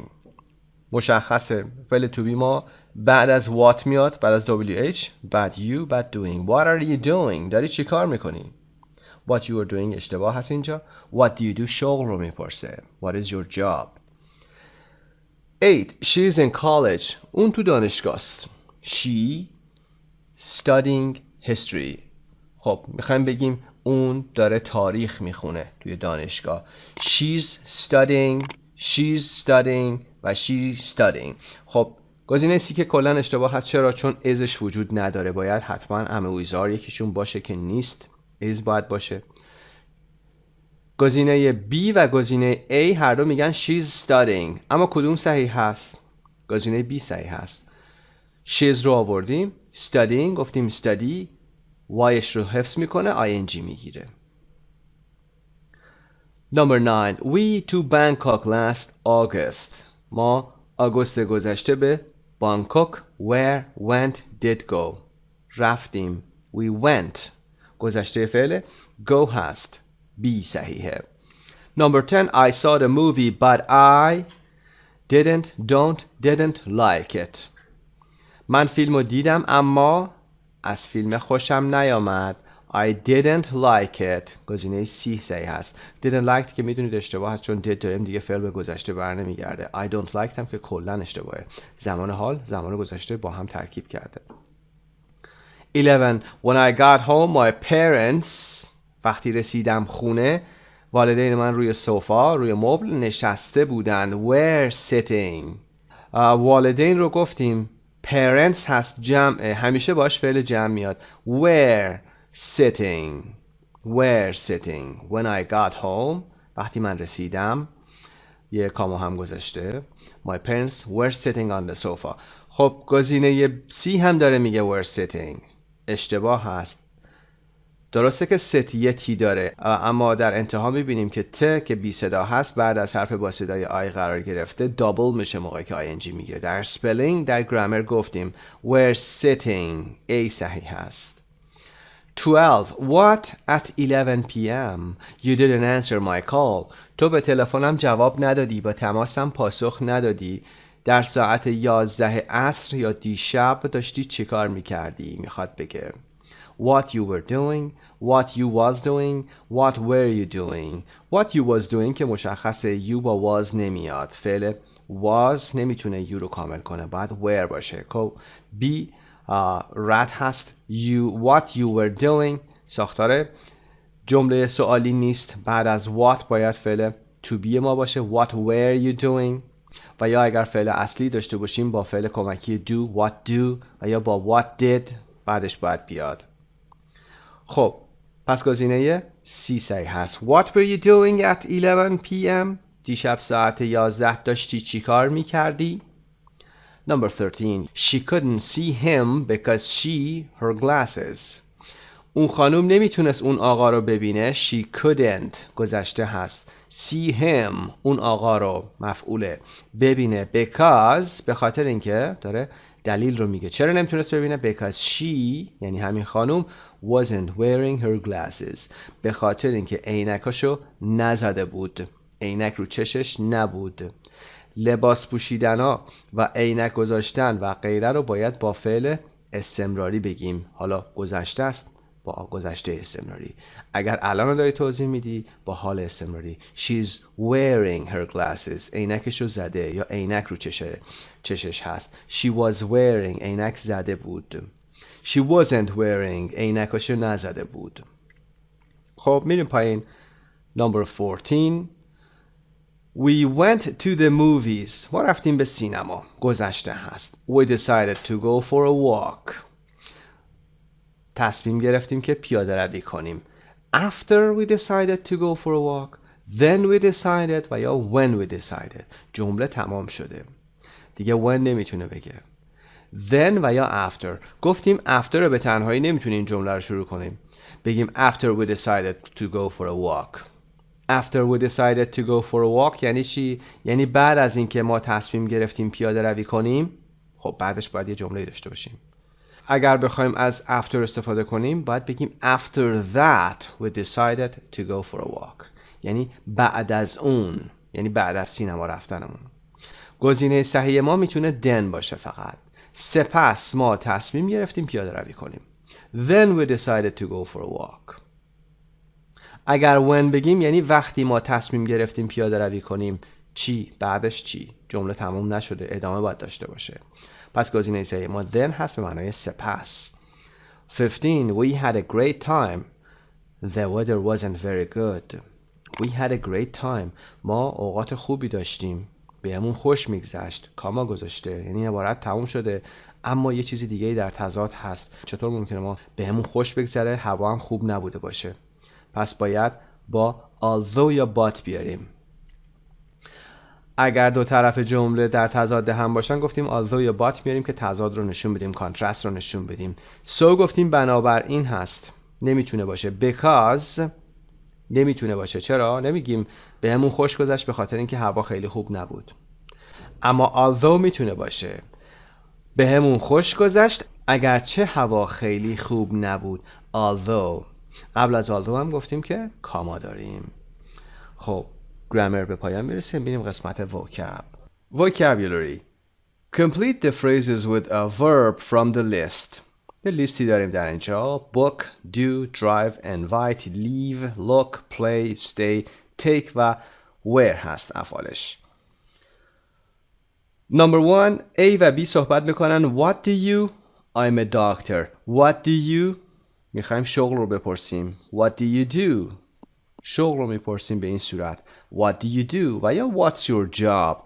I'm a doctor. Number 2. What does she like? She's tall and slim. پاسخ میده اون بلند قد و لاغر. خب پس داره چی میپرسه؟ appearance رو میپرسه. چطوری appearance رو میپرسیم؟ میگیم what does she look like? look like. look like appearance رو میپرسه. اگر لایک خالی رو بپرسیم گفتیم personalityه. What is he like? What is she like? What is your father like? یعنی چطور آدمیه؟ از لحاظ اخلاقی چطور آدمیه؟ خوش اخلاقه، بد اخلاقه، happy، sad، nervous هست، mean هست یا چیز دیگه ای اگر میتونید بگید. خب What does she look like? اون چه شکلیه؟ She's tall and slim. Number 3. She doesn't usually jewelry. Only her wedding ring. فقط حلقه عروسیشو.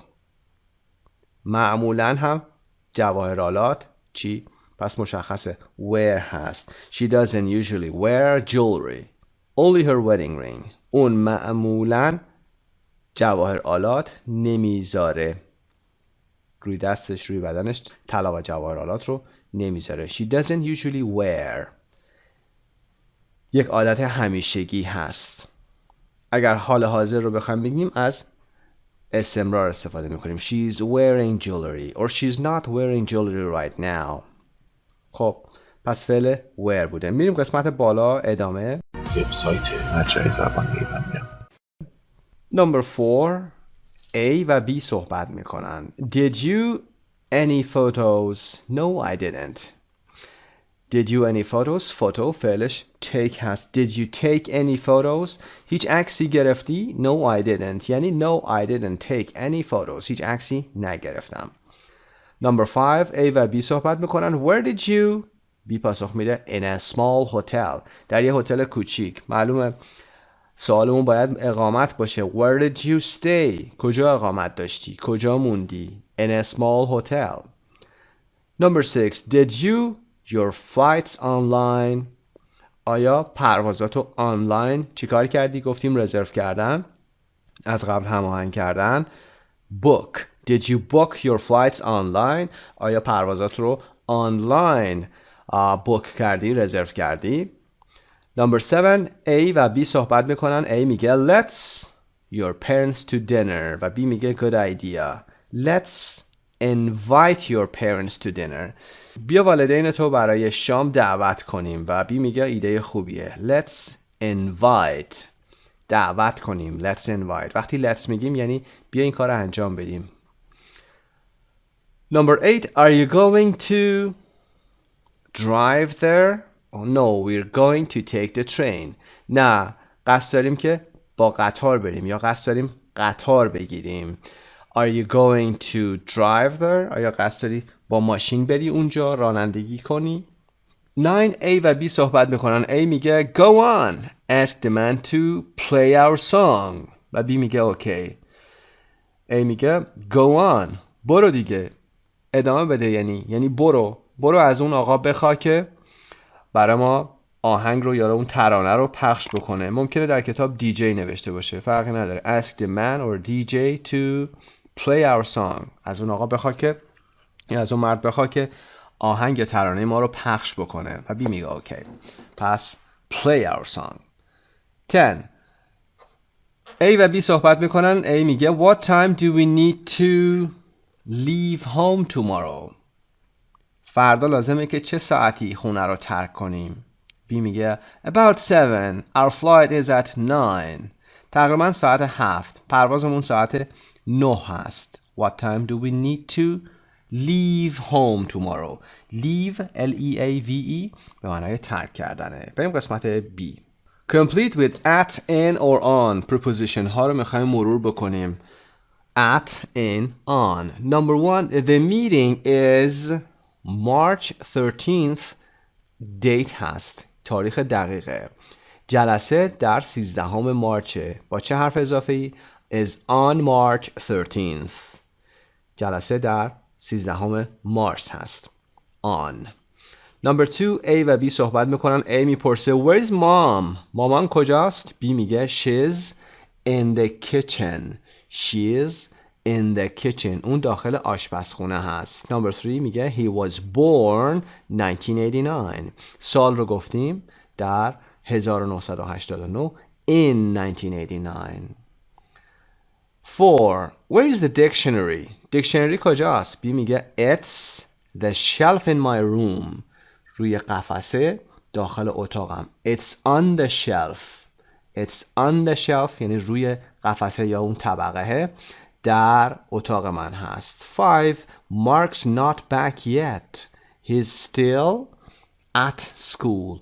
مارک هنوز بر نگشته. Mark is not back yet. مارک هنوز بر نگشته. He's still at school. اون هنوز تو مدرسه است. هنوز مدرسه است. شاید سوالتون این باشه که in school، وقتی بگیم in school منظورمون داخل محوطه مدرسه بودنه، ولی وقتی میگیم at school بدون حرف اضافه در فارسی در نظر بگیرید میگیم اون مدرسه است هنوز. نمیخوام بگیم در مدرسه است، میگیم he's still at school یعنی اون هنوز مدرسه است. Number 6, it's a very quiet town. این شهر خیلی ساکتیه. Especially برای night گفتیم at میگیم. Especially at night. به ویژه در شب. Number 7, we went vacation to Bangkok last year. سال گذشته تعطیلات رفتیم بانکوک. Vacation گفتیم حرف اضافهش on vacation. We went on vacation. خب قسمت C, circle the word that is different. یک کلمه با 3 کلمه دیگه متفاوته. Number 1, straight, long, blonde, beard. straight, long, blonde اینا همه مشخصه های hair هستن و که صاف و بلند و رنگ روشن هست، و beard خودش به معنای ریش هست که متفاوت. smart, lazy, generous, funny. smart, lazy, generous, funny. smart, generous و funny صفت‌های مثبتی هستند. زرنگ بودن، سخاوتمند بودن و آدم شادی بودن. و لیزی صفت منفیه، نگاتیو ادجکتیو هست. لیزی پاسخ ما هست. Number 3, friendly, cheap, stupid, unkind. cheap اینجا به معنای حالا ارزون هم میتونه باشه، به معنای آدم خسیس و پست میتونه باشه. stupid آدم احمق و unkind هم آدم نامهربان در برابر friendly قرار میگیرن. friendly یعنی آدم مهربون و با محبت. 4, dress, skirt, tights, tie. خب dress, skirt و tights لباس های خانوما هستن و تای که کراوات هست برای آقایونه. پس تای the different one هست. 5. Socks, gloves, sneakers و sandals. ساکس و سنیکرز و سندلز همه اینا فوتویر هستن، برای پا پوشیده میشن. ساکس جورابه، سنیکرز کتونی ورزشیه، سندلز هم که میدید همین صندل های خودمونه، اینا برای پا هستن. گلاوز دستکش متفاوته. 6. necklace, bracelet, ring, scarf. مشخصه necklace, bracelet, ring جولری هستن و scarf که شال میتونه باشه حالا یا روسری، متفاوت از اونای دیگه هست. اینا همه جولری هستن، جواهرات هستن. نکلس گردنبند، بریسلت دستبند و رینگ هم که حلقه است یا انگشتره. windy, foggy, dirty, sunny. خب windy، foggy و sunny مشخصه weather رو میگن، هوای پر باد، مه‌آلود و آفتابی، و dirty هم به معنای کثیف که متفاوت از اونها. 8. basic, dirty, uncomfortable, luxurious. luxurious متفاوته از این ستای دیگه هست. basic یعنی ابتدایی، dirty کثیف، uncomfortable هم ناراحت هست. luxurious مجلل و با شکوه و غیره میتونه باشه. و اما part pronunciation. A. circle the word with a different sound. صدایی که متفاوت باشه. E, G, J, V. صدای J متفاوته. E, G, V صدای E میده. صدای مثل shirt, work, curly. و صدای or, shorts. صدای shorts or هست. Number 3. صدای is هست که اینجا چاپش نیافتاده. is, chooses, languages, glasses. اینها صدای is میدن و این صدای z. lives و یا lives فرقی نداره. lives و یا lives که صدای z میده. live اگر باشه جمع زندگی ها هست و live فعل اگر باشه زندگی میکنند برای سوم شخص که صدای ز میده. و صدای I, wait, height, kind, night. صدای I در کدومشون هست؟ height, kind, night. اما wait به معنای وزن صدای A میده. صدای arrive, along, actor و about. خب arrive, along, about صدای A میدن و actor هست صدای میده. Underline the stressed syllable. خب ببینیم کلمه talkative که صفت کسی که خیلی حرف میزنه. talkative صدای تا. Number 2. mustache قسمت اول must. Number 3. prefer قسمت دوم. disgusting قسمت gus. 5. comfortable قسمت اول هست. خب صفحه 18 به پایان میرسیم، میریم صفحه 19. Can you understand this text? Can you understand this text? Read the newspaper article once. Does the journalist think that taking photos in museums is a good thing or a bad thing?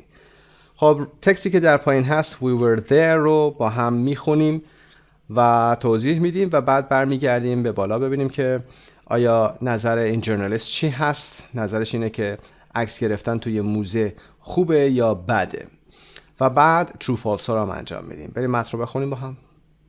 We were there. ما اونجا بودیم. The first time I noticed this phenomenon was a few years ago in St. Peter's Basilica in Rome. A crowd of people standing around Michelangelo's Pieta taking photos with their cameras and cell phones. اولین باری که به این پدیده من دقت کردم یا متوجه این پدیده شدم، phenomenon کلمه خیلی خوبی هست، سطح بالا هست کلمه phenomenon. phenomena هم جمعش هست، پدیده. اولین باری که این پدیده رو دقت کردم یا متوجه شدم was a few years ago چند سال پیش در سنت پیترز باسیلیکا در روم بوده. جمعیتی از مردم کنار مجسمه مریم مقدس میکلانجلو یا میکلانج خودمون ایستاده بودن taking photos with their cameras and cell phones و با دوربیناشون و موبایلاشون داشتن عکس میگرفتن. Then last week I saw it again at the Museum of Modern Art, the MoMA in New York City. هفته گذشته این رو دوباره دیدم، یعنی این پدیده رو دوباره دیدم در موزه هنرهای جدید نیویورک سیتی. At first I wasn't too worried when I saw people photographing the paintings. در ابتدا خیلی نگران نبودم وقتی دیدم که مردم دارن از نقاشی ها عکس میگیرن. It was a little irritating, but that was all. کمی آزاردهنده بود. Irritating یعنی annoying. کمی annoying بود، آزاردهنده بود، اما همش همون بود، یعنی چیزی زیادی دیگه نبود. It didn't make me angry. منو عصبانی نکرد. Then the sad truth hit me. و بعدش اون واقعیت ناراحت کننده دوباره تکرار شد. Most of the people were taking photos without looking at the paintings themselves. بسیاری از مردم dاشتن عکسای نقاشی ها رو میگرفتن بدون اینکه خودشون اصلا به تصاویر نگاه بکنن. People were pushing me not because they were trying to get a better view of the art, but because they wanted to make sure that no one blocked their photo. مردم داشتن منو هل میدادن، نه اینکه بخوان سعی بکنن که دید بهتری نسبت به اون اثر هنری داشته باشن یا بهتر ببینن، بلکه به خاطر اینکه میخواستن مطمئن بشن که چیزی جلوی عکس گرفتنشون رو نمیگرفت. They wanted to make sure. اطمینان حاصل کنن. That no one blocked their photo. که کسی جلوی فوتوشون قرار نمیگرفت، جلوی عکس گرفتنشون قرار نمیگرفت. Was it possible that maybe they were taking the photos so that they could admire the paintings better when they got home? This was very improbable. آیا این امکان وجود داشتش که اونا میخواستن عکس بگیرن تا اینکه بعد که رفتن خونه بتونن بهتر این تصاویر رو، این آثار هنری رو بیان تحسین بکنن؟ این اصلا امکانش وجود نداشت. They were not there to see the paintings, but to take photos to prove that they had been there. اونا اونجا نبودن که بخوان نقاشی ها رو ببینن، آثار هنری رو ببینن، بلکه اومده بودن اونجا تا عکس بگیرن، تا ثابت کنن که به اینجاها رفتن یا اینجاها بودند. Then it got worse. سپس بدتر شد. Got worse. بدتر شدن.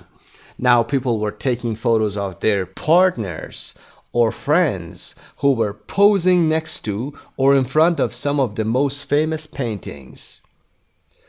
وضعیت بدتر شد. حالا مردم دیگه داشتن عکس دوستاشون رو میگرفتن که کنار یا جلوی بعضی از این نقاشی‌های، بعضی از این مشهورترین نقاشی‌ها داشتن ژست میگرفتن یا حالت میگرفتن. were posing یعنی حالت گرفتن، قیافه گرفتن.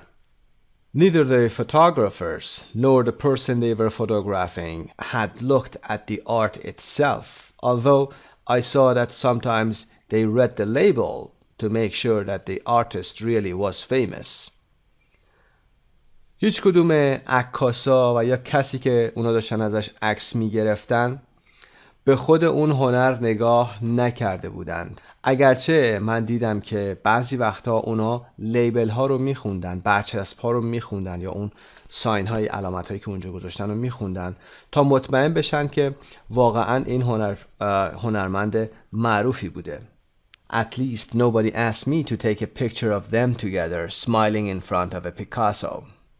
حداقل هیچ کس از من نخواست که عکس اونها رو با هم بگیرم که در برابر پیکاسو لبخند میزنن.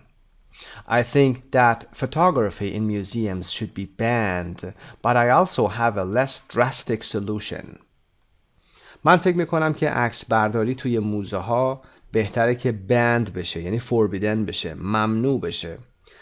البته همچنین من یک راه حل less drastic یعنی شدید، جدی، که از جدیت یا شدت کمتری برخوردار هست هم دارم. یه راه حل این شکلی هم دارم. I think that people who want to take a photo of an exhibit should be forced to look at it first for at least 1 minute. من فکر میکنم کسانی که میخوان عکس یک اگزیبیت رو یا چیزی که به نمایش گذاشته شده رو بگیرن باید مجبور بشن تا برای حداقل 1 دقیقه به اون نگاه بکنن. خب نظر خیلی شدید این جورنالیست رو با هم خوندیم. میریم بالا ببینیم که سوالات پاسخشون چی هست. Does the journalist think that taking photos in museums is a good idea or a bad thing? He thinks that taking photos is a bad thing. True false رو میخونیم. The journalist saw tourists taking photographs of works of art in Rome and New York. True. When he first saw people taking photos in MoMA, he didn't understand what they were really doing. True. Then he realized that the photographers were not looking at the paintings. True. They were taking photos because they wanted to look at the paintings later. False. Later, a couple asked him to take a photo of them in front of a painting. False. کسی ازش نخواسته بود عکس بگیره. جا میگه later a couple. یه زوج ازش خواستن که عکس جلوی یکی از نقاشی ازشون عکس بگیره. He suggests two possible ways of solving the problem. برای حل این مسئله دو تا راه حل میذاره. پیشنهاد میده که possible ways هستن، امکان پذیر هستن. Yes, that's true.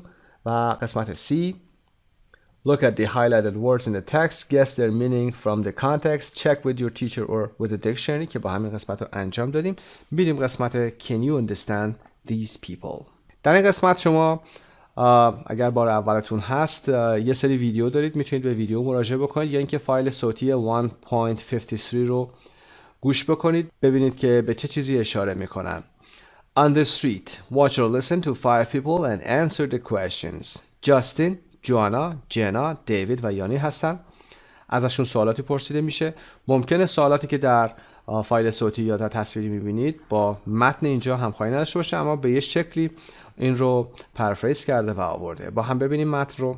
خب نمبر 1 جاستین هست. حتما به فایل صوتی گوش کنید و بعد بیایید به این سوالات با هم پاسخ بدیم. از جاستین میپرسن که Who do you look like in your family? تو خانواده‌تون شبیه کی هستی؟ و جاستین پاسخش این هست. Looks like his father. He looks like his father. شبیه پدرشه. Number 2 Joanna's favorite painting is of. از جوانا پرسیده میشه Do you have a favorite painting? پاسخ Joanna's favorite painting is of an animal. نقاشی یک حیوان هست که نقاشی مورد علاقش هست. Number 3 Jenna's last vacation was short but good. تعطیلات آخر جنا کوتاه بود اما خوب بود. Number 4 David. Okay, David. از دیوید پرسیده میشه Do you take a lot of photos? که میگه نه but my wife does. اما خانمم انجام میده. و David is in a lot of photos. دیوید در بسیاری از تصاویر هست، در بسیاری از عکس ها هست چون خانمش ازش عکس زیادی میگیره و این مدلش هست. Number 5 Yoni says در پاسخ به Do you prefer movies with a happy or sad ending? فیلم های که پایان شاد هست یا غم انگیز هست رو ترجیح میدی؟ با یانی پاسخ میده he thinks movies with a sad ending are more realistic or more real که در صحبت‌های خودش هست. اون فکر میکنه که فیلم هایی که پایان غم انگیزی دارن بیشتر واقعی تر هستن. خب این قسمت رو با هم انجام دادیم. میریم قسمت Can you say this in English. Can you say this in English آخرین قسمت دو درسمون هست که در ریویو انجام میشه. در این قسمت برای دوستانی که جدیداً به ما ملحق شدن ما باید بتونیم به این سوالات پاسخ بدیم. اگر بتونیم به این سوالات پاسخ بدیم و ببینیم این کارا رو میتونیم انجام بدیم یعنی که دو درس رو خوب یاد گرفتیم. Do the tasks with a partner. Check the box if you can do them. اگر میتونید این کارا رو انجام بدید چک بزنید. اگر نمیتونید برمیگردید و قسمت مربوطه رو پیدا میکنید و حتما تمرین کنید. Can you ask and answer 6 questions about work or studies, family and free time activities. میتونید 6 تا سوال در مورد کار، تحصیلات، خانواده، فعالیت اوقات بیکاری بپرسید. اگر میدونید اینجا چک میزنید. اگر نتونستید حتما برید پیدا بکنید. Number 2 describe the appearance and personality of a person you know well. خب ظاهر و شخصیت یک نفری رو که خوب میشناسید و میتونید توصیف بکنید، حتما باید سوالش رو هم بلد باشید. چطوری سوال رو میپرسیم در مورد appearance و چطوری سوال در مورد personality میپرسیم، بعدم توصیف کنید. Number 3, describe a picture in this book and say what is happening, what the people are wearing, etc. میدونید که چطور باید یه عکس رو توصیف کنید. در یکی از عکس‌های این کتاب نگاه بکنید و توصیف کنید. ببینید چه اتفاقی داره میفته. مردم چی پوشیدن؟ گفتیم با حال استمراری میگیم اون رو. Number 4, ask and answer 3 questions about a recent vacation. در مورد یک تعطیلات اخیر 3 تا سوال بتونید بپرسید و پاسخ بدید. Number 5, describe a favorite photo and say what was happening when you took it. یه عکس مورد علاقتون رو بیایید توصیف بکنید و بگید که موقعی که اون عکس رو گرفتید چه اتفاقی افتاده. اگر میتونید این کار بکنید چک بذارید اینجا. این کار رو انجام بدید، توضیح بدید و مطمئن بشید که میتونید. Number 6, say 3 true sentences using the connectors so, because and although. از این ربطی های so, because و although استفاده بکنید. گفتیم so result رو نشون میده، because reason رو نشون میده، although و but هم که contrast رو نشون میدن. خب اینها رو ببینید چه کاری میتونید انجام بدید. اگر مسلط بودید از درس 1 و 2 تقریبا میشه گفت چیز خاصی وجود نداره که شما بلد نباشید. یه شورت مووی هم هست که photographer watch and enjoy the movie در فایل دیویدی تون وجود داره، استفاده بکنید. موفق و مؤید باشید. به نام خدا. Unit 2 Grammar Bank 2A Simple Past Regular and Irregular Verbs. افعال گذشته ساده رو میخوام کار بکنیم. افعال با قاعده و بی قاعده دیگه آشنا هستید باشون. regular اینجا هست، irregular هم اینجا هست، affirmative، negative و question. انواع حالتها رو کار میکنیم. یه فعل با قاعده مثل stay رو میدونید یه ایدی میگیره و به گذشته تبدیل میشه. I stayed with friends. من با دوستانم اقامت داشتم. پیش دوستان بودم. positive هم هست. irregular we went to Brazil on vacation. تعطیلات رفتیم برزیل. We went to. حال سادش go هست. We go to Brazil. گذشته میشه we went. بی قاعده است. ایدی نمیتونه بگیره. باید حفظ بکنیم. میشه we went. Negative I stay میشه I didn't stay in a hotel. من توی هتل اقامت نداشتم. برای منفی کردن فعل در زمان گذشته، فعل اصلی فقط کافیه که did not رو در ابتدای فعل بیاریم یا حالت contractionش didn't رو. برای همه ضمایر یا سابجکت هامون هم یکی هست دیگه. اینجا do و does نیست که بگیم تغییر میکنه. برای I, you, he, she, they و غیره همه didn't رو میاریم. برای فعل بی قاعده هم همینطور. We didn't go to Sao Paulo. We didn't go. فعل دیگه برمیگرده به حالت اصلی. این رو هم که مشخصه دیگه نمیگیم we didn't stayed. I didn't stayed. میگیم I didn't stay. بعد از did فعل به حالت اصلیش برمیگرده. با قاعده، بی قاعده. و question did you stay for the weekend؟ آیا آخر هفته رو اونجا موندی؟ Did you stay؟ چه کاری انجام میدیم؟ Did you stay؟ Did در ابتدا میاد مثل do که در ابتدا می اومد، بعد سابجکتمون و بعد از اونم که فعله به صورت شکل اصلیش. Did you go to Rio؟ و میدونید که فعل با قاعده یا بی قاعده بعد از did به حالت اصلیش برمیگرده. پاسخ کوتاه مثبت و پاسخ کوتاه منفی. Yes I did. Yes we did. Yes he did. به این صورت No we didn't. No we didn't. No I didn't. و WH مثل همیشه WH قبل از فعل کمکی do میاد که در گذشته did میشه و ما میگیم Where did you stay؟ کجا اقامت داشتی؟ Why did you go there؟ چرا اونجا رفتی؟ پس WH ها قبل از did قرار میگیرن. و اما the rules. Use the simple past to talk about finished actions in the past. خب کاربرد گذشته ساده چی هست برای صحبت در مورد فعالیت هایی که در گذشته به پایان رسیدن؟ مثل I stayed with friends در بالا گفتیم.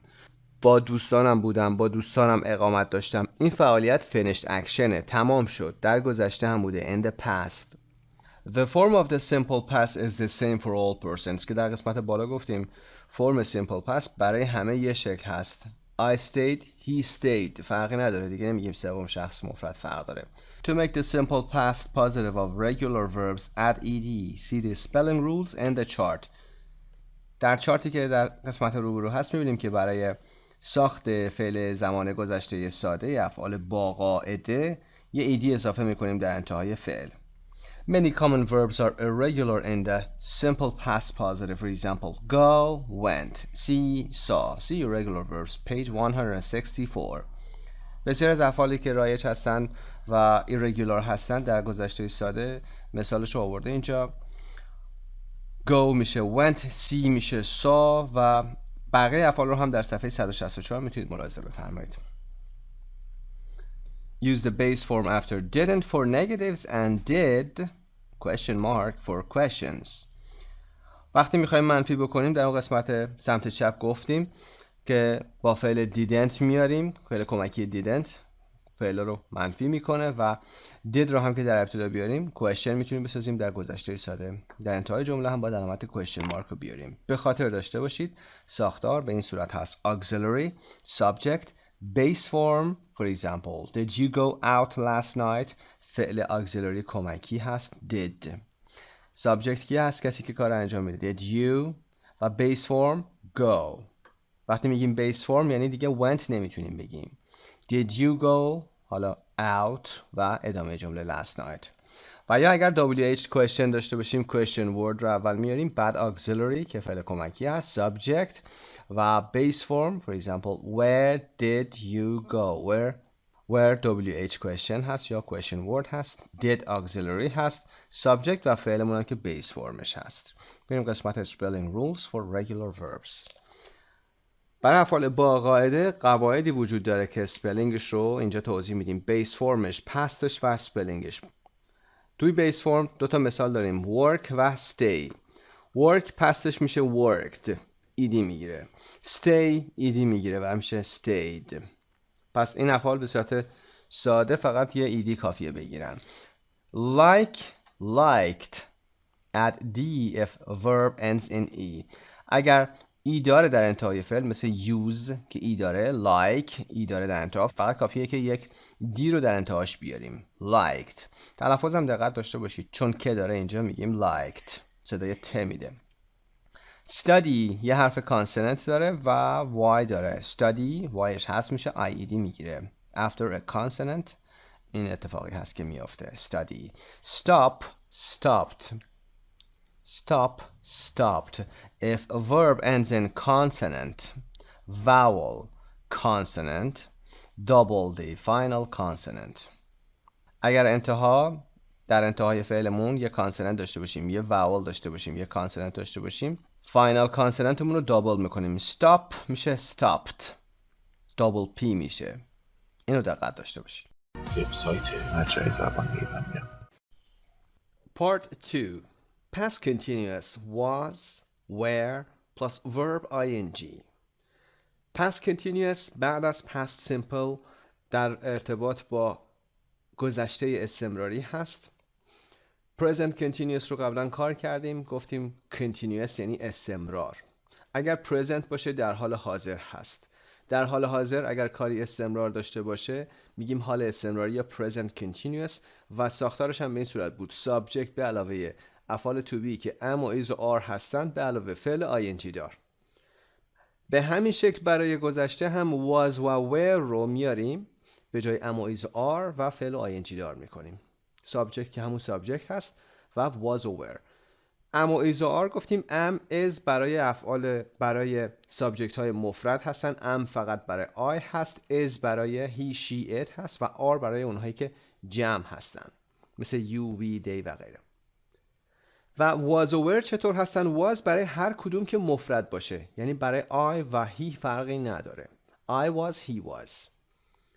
were هم برای اونهایی که جمع هستن you we they و غیره، فعل هم که ing میگیره. بریم مثالا رو بخونیم. At 8:45 last Saturday I was working in my office.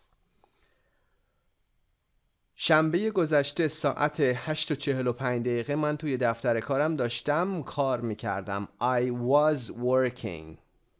داشتم کار میکردم. استمرار رو نشون میده. I wasn't doing anything important.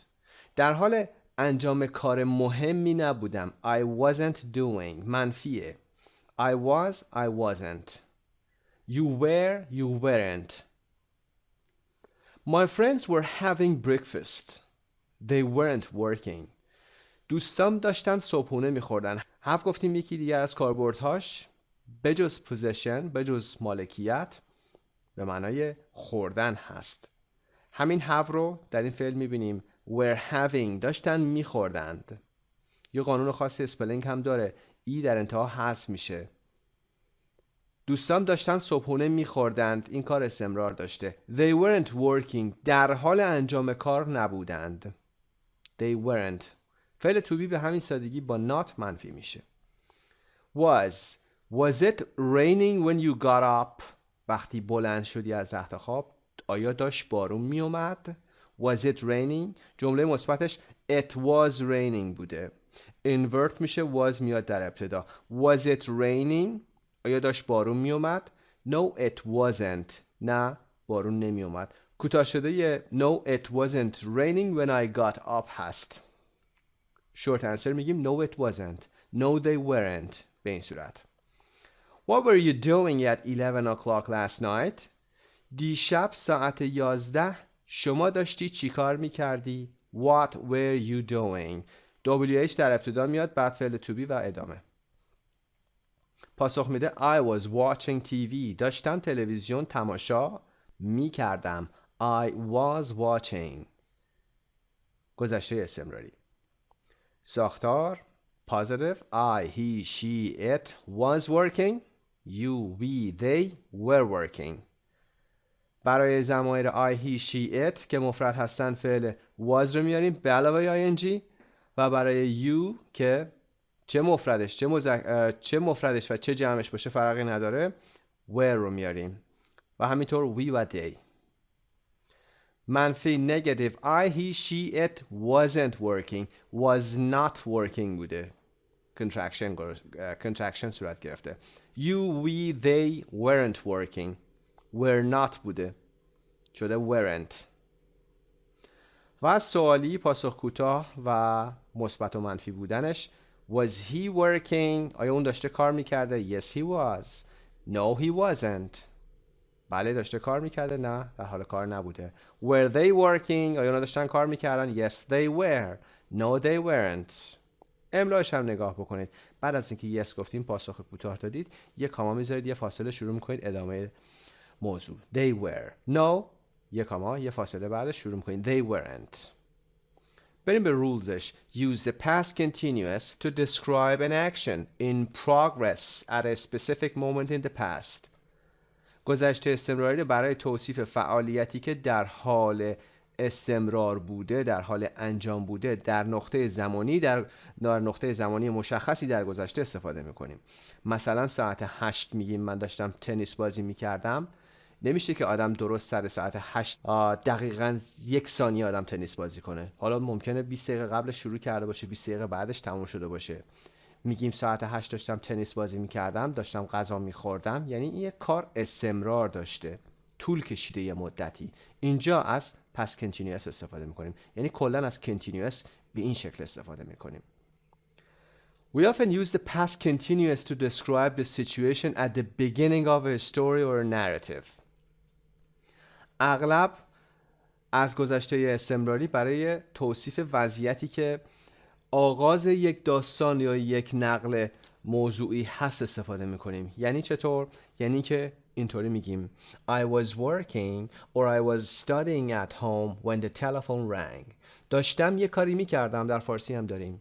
داشتم یه کاری میکردم که داشتم کتاب میخوندم که تلفن زنگ زد یا در خونه به صدا در آمد. I was taking a nap. داشتم یه چرتی میزدم when somebody knocked on the door. که یکی رو در زد. Simple past or past continuous. گذشته ساده یا گذشته استمراری. کدومشون استفاده کنیم؟ I was working in my office when the bus walked in. من داشتم توی آفیسم کار میکردم که رئیس وارد شد. کار کردن من از قبل شروع شده، داشته انجام میشده که رئیس من وارد شد و این کار قطع شده. پس گذشته ساده و گذشته استمراری. I was working. I was having lunch when my sister arrived. داشتم نهار میخوردم که خواهرم رسید. گذشته استمراری بوده، داشته کاری انجام میداده و یک کاری گذشته ساده اومده اون رو قطع کرده. Use the simple past for a completed action in the past. گذشته ساده رو برای یک کار پایان یافته در گذشته میاریم. Use the past continuous for an action in progress before or at the time of the simple past action.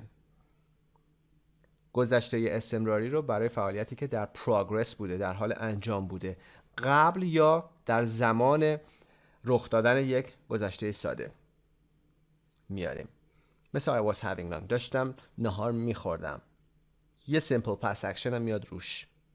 همزمان میاد این کار رو قطع میکنه. On our first date we went to the movies. After that we started meeting every day. در اولین ملاقاتمون first date گفتیم ملاقات رومانتیک هست، همدیگر رو میبینیم. اولین بار که همدیگر رو دیدیم سر قرارمون we went to the movies، ما رفتیم به سینما. After that، بعد از اون we started meeting every day، بعد از اون شروع کردیم هر روز همدیگر رو میدیدیم. After that، بعد از اون یعنی بعد از our first date. On Thursday I had an argument with my boss. روز پنجشنبه با رئیسم بحثم شد. I had an argument یعنی بحث داشتم، بحثم شد. The next day I decided to look for a new job. روز بعد تصمیم گرفتم دنبال یک شغل جدید بگردم. اینجا یادتون باشه نمیگیم tomorrow I decided to look for a new job. میگید on Thursday، اوکی، روز پنجشنبه. بحث کردید، اوکی. حالا میخواید بگید روز بعدش. دیگه اینجا به هیچ عنوان نمیتونید بگید tomorrow I decided. چرا؟ چون وقتی میگید tomorrow یعنی فردا، یعنی همین الان که ما شما داریم صحبت میکنیم. tomorrow I decided که اصلا نمیشه، امکان نداره، چون tomorrow فعل زمان گذشته نمیگیره. روز بعدش یعنی میخوای بگی روز بعدش، میگی the next day. روز بعدش I decided، من تصمیم گرفتم to look for یعنی گشتن، for a new job، دنبال شغل جدید بگردم. We sat down to eat. ما نشستیم تا غذا بخوریم. 2 minutes later the phone rang. ما نشستیم غذا بخوریم. 2 دقیقه بعد تلفن زنگ زد. 2 minutes later, 2 hours later, 2 weeks later. به این شکل میخوایم زمانی رو بگیم بعدن. 2 دقیقه بعد. When I came out of the club, he was waiting for me. وقتی که از کلوپ اومدم بیرون، از باشگاه اومدم بیرون، اون منتظر من بود.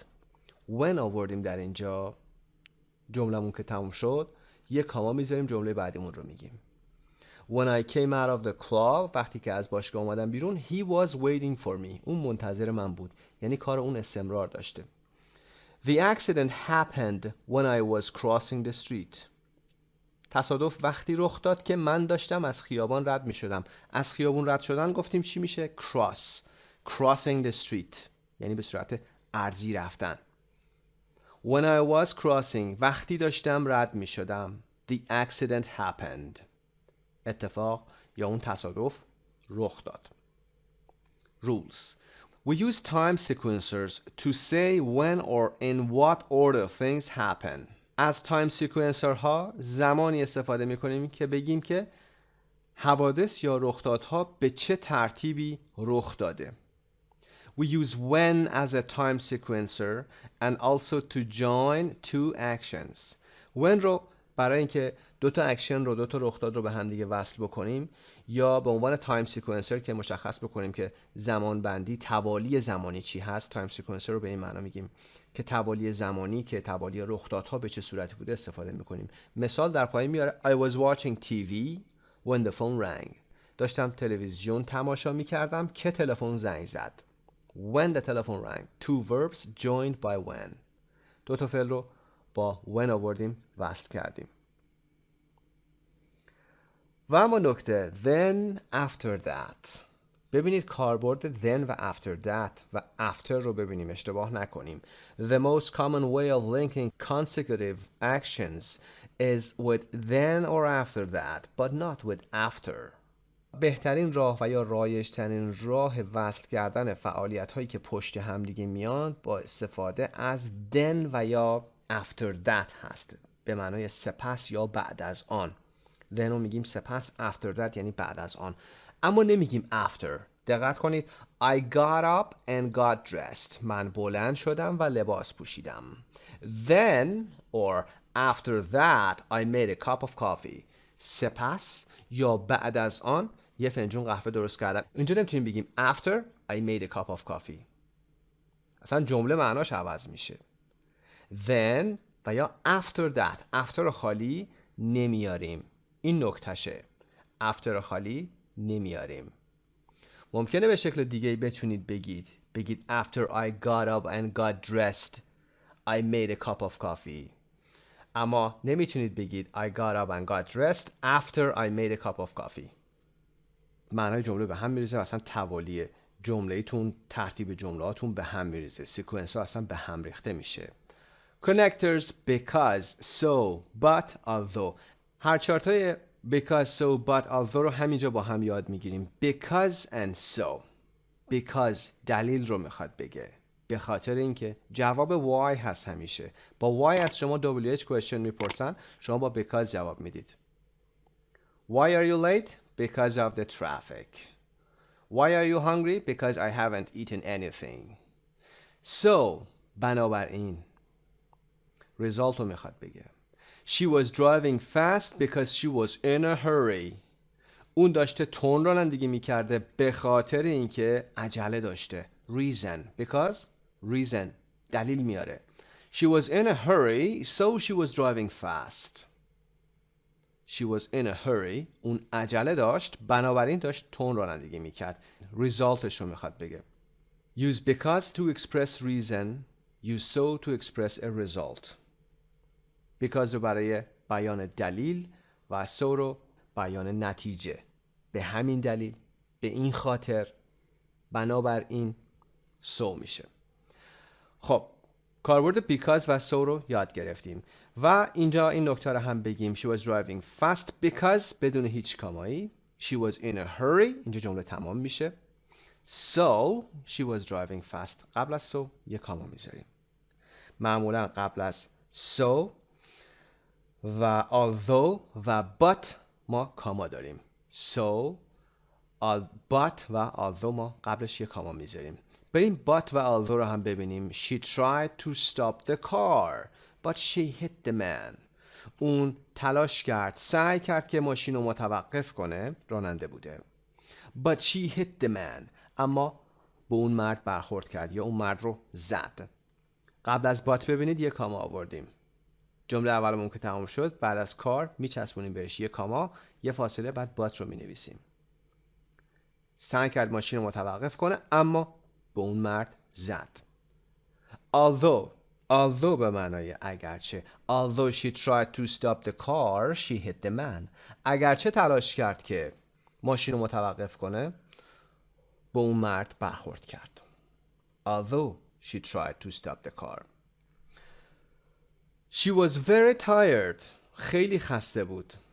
But she couldn't sleep. اما نمیتونست بخوابه یا نتونست بخوابه. خیلی خسته بود. یک کاما. But she couldn't sleep. نمیتونست بخوابه. She couldn't sleep although she was very tired. نمیتونست بخوابه اگرچه خیلی خسته بود.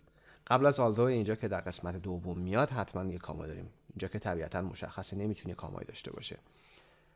پس قبل از so, but و although یادتون باشه که در وسط جمله میان یه کاما داریم. although یه نکته بگم خدمتون، حتما though رو هم دیدید بدون alش. though محاوره‌ایه و اگر هم داشته باشیم در جمله در انتهای جمله میاد. مثلا میگیم she couldn't sleep. She was very tired though. She was very tired though. خسته بود اگرچه. خسته بود گرچه. به این صورت. پس though رو در انتها داریم. although رو که در وسط یا در ابتدا داریم. Use but and although to show a contrast. برای اینکه تضادی رو نشون بدیم از but و although استفاده میکنیم. گفتیم قبلا but رو یه طرف جمله مثبت، یه طرف دیگه منفی، یا یه طرف این طرف منفی این طرف مثبت. هر کجا که but باشه این طرف با این طرف یک تضادی کانتراستی بینشون وجود داره. although همینطور. although can go at the beginning or in the middle of a sentence که اینجا گفتیم در beginning جمله اومده و یا در in the middle of the sentence هم که اومده. so رو یه نکته بگم اینجا خدمتون، یه جایی so به معنای بنابراین نیست so he was driving fast or she was driving fast. so یه جا به معنای خیلی هم میشه. مثلا he was so tired، اون خیلی خسته بود. دقت داشته باشید که یه وقتی با این so اینجا اشتباه نشه. خب خسته نباشید. Unit 2 grammar به پایان میرسه. تمرین ها فراموش نشه. به نام خدا. vacations از Unit 2. phrases with go، عبارت هایی که با فعل go میان. match the phrases and pictures، عبارت ها رو که در پایین تصویر میاد با تصاویر با هم دیگه باید مچ کنیم. 1 to 20 هست. میریم قسمت پایین متن. go abroad is number 10. abroad گفتیم خارج رفتنه، خارج از کشور. we went abroad اگر گذشته میخوام بگیم، ما رفتیم خارج. go away for the weekend یعنی تعطیلات یا آخر هفته رو به سفر رفتن. number 1 هست. number 6 go by bus، go by car، go by plane، go by train، با اتوبوس، با ماشین، با هواپیما یا با قطار رفتن. go camping، کمپینگ از کمپ میاد یعنی چادر زدن، بیرون توی پارک یا توی جنگل بیای چادر بزنی. go camping. number 2 هست. number 4 go for a walk، go for a walk پیاده روی رفتن. go on vacation، vacation استرسش هم روی کی. number 3 هست. go out at night شب بیرون رفتن. 8 هست. و go sightseeing که سیر و سیاحت کردن، گردش کردن. number 5 هست. go skiing، go walking، go biking، اینها همه number 7 میتونه بشه.